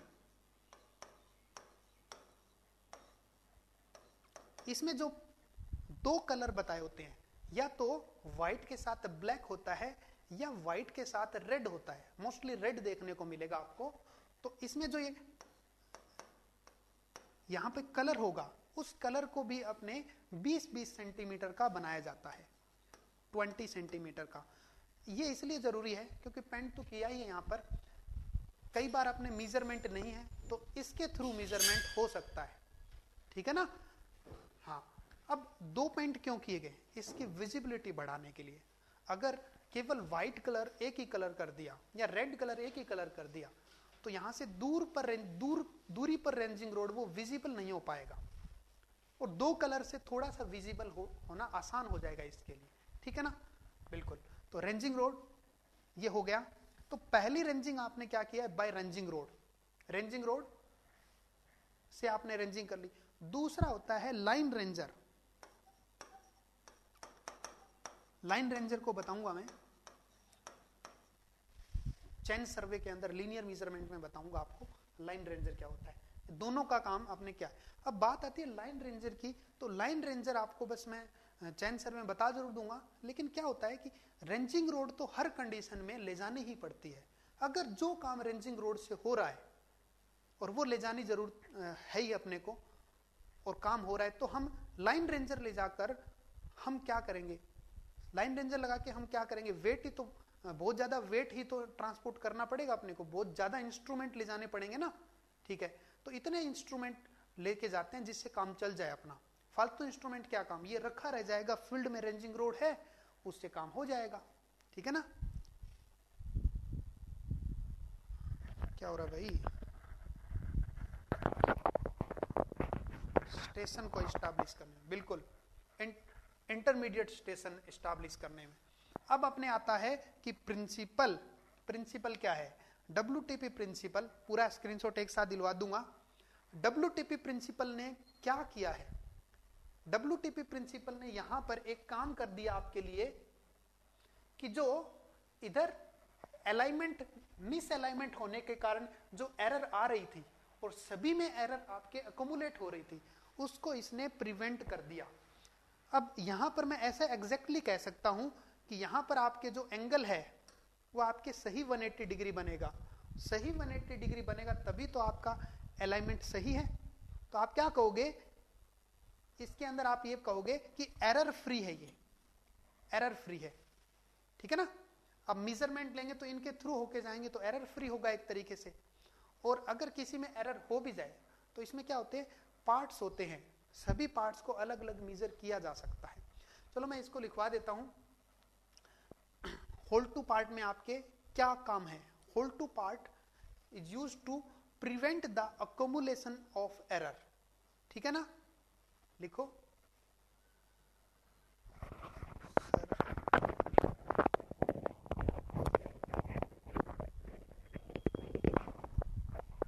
हाँ, स्लाइड पहले मैं इसको डेफिनेशन लिखवा देता हूं, फिर मैं आपको स्क्रीनशॉट करवा दूंगा।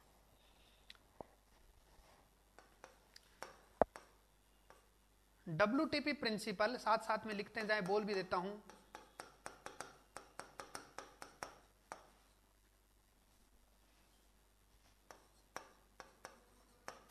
Localize the error and prevent the accumulation of error।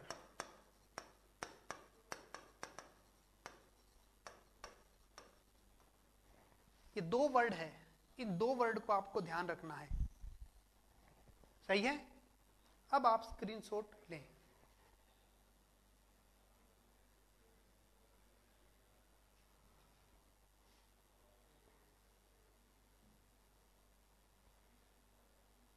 इसका स्क्रीनशॉट पहले लें, फिर स्टार्टिंग से लेकर लास्ट एंड तक स्क्रीनशॉट दिलवा दूंगा।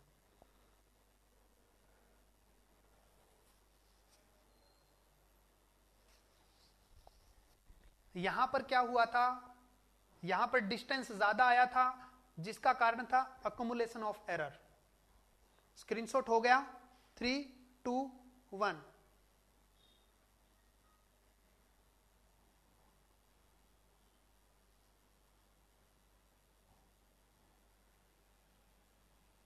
फिर हमने यहां पर प्रिंसिपल लगाया जिसने प्रिवेंट कर दिया अकुमुलेशन को।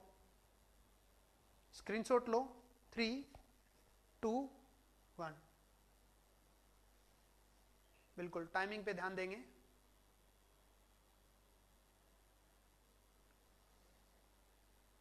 ये स्क्रीनशॉट ले लीजिए, 3, 2, 1। अब स्टार्टिंग से लेकर लास्ट तक स्क्रीनशॉट दिलवा देता हूं आपको, ठीक है।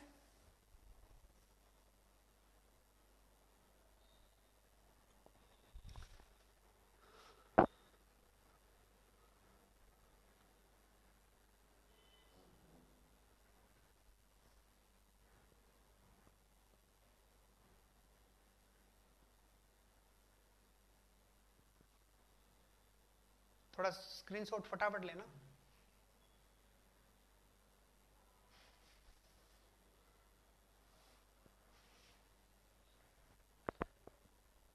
थ्री, 2, 1 रिपीटेड क्लास का था ये।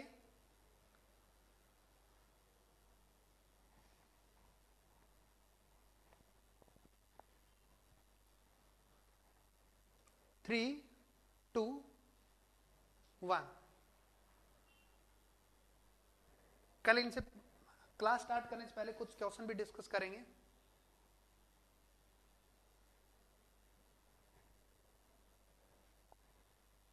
थ्री, 2, 1, 3, 2, 1।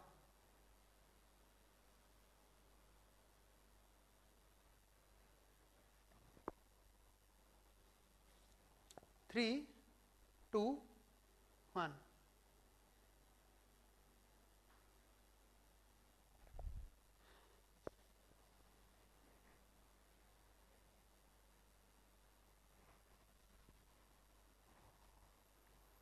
थ्री, 2, 1 हो गया। 3, 2, 1 ये आपका क्लासिफिकेशन हो गया था। फिर इसके बाद में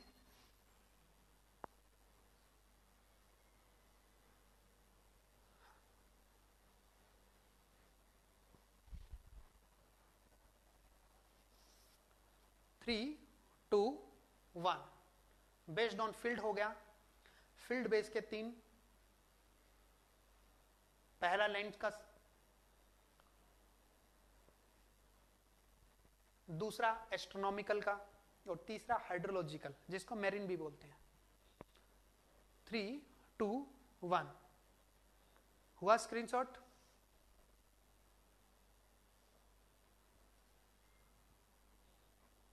ऑब्जेक्ट बेस,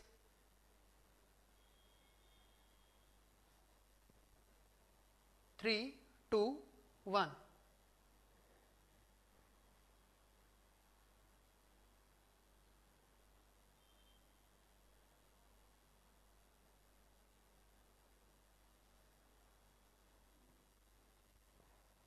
3, 2, 1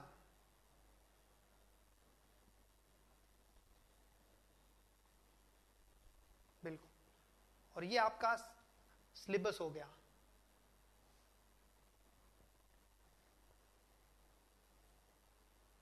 जिसमें 10 प्लस ये हो गए 2, 12 चैप्टर।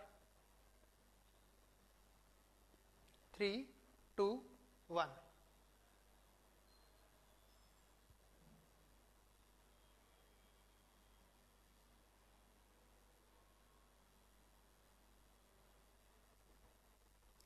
और ये लास्ट था based on method employed. Classification का लास्ट था ये। 3, 2, 1 अब थर्ड पे आते हैं। ये तो आपने कर ही लिया, स्क्रीनशॉट ले लिया ये शायद। जल्दी से स्क्रीनशॉट लेंगे इसका। 3, 2, 1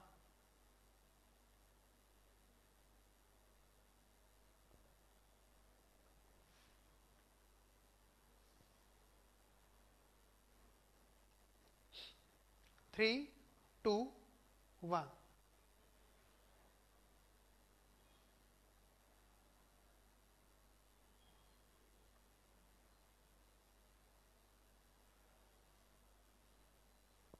और ये लास्ट का स्क्रीनशॉट।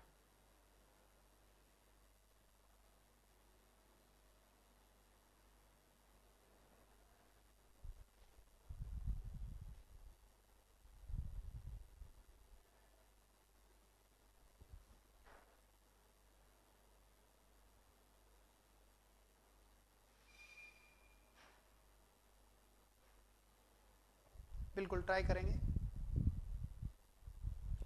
ठीक है। बाकी कल मिलते हैं, थोड़ा सा रिपीट करके आना, और कल सबसे इंपॉर्टेंट पार्ट स्केल है, उसकी तरफ चलेंगे, ठीक है ना। बहुत सब इंट्रोडक्शन में सबसे इंपॉर्टेंट इसलिए है क्योंकि पिछले 2 सालों से वहां से क्वेश्चन देखे गए हैं जो कि नए क्वेश्चन है एक तरीके से, ठीक है। मिलते हैं, कल मिलते हैं, बहुत बहुत धन्यवाद।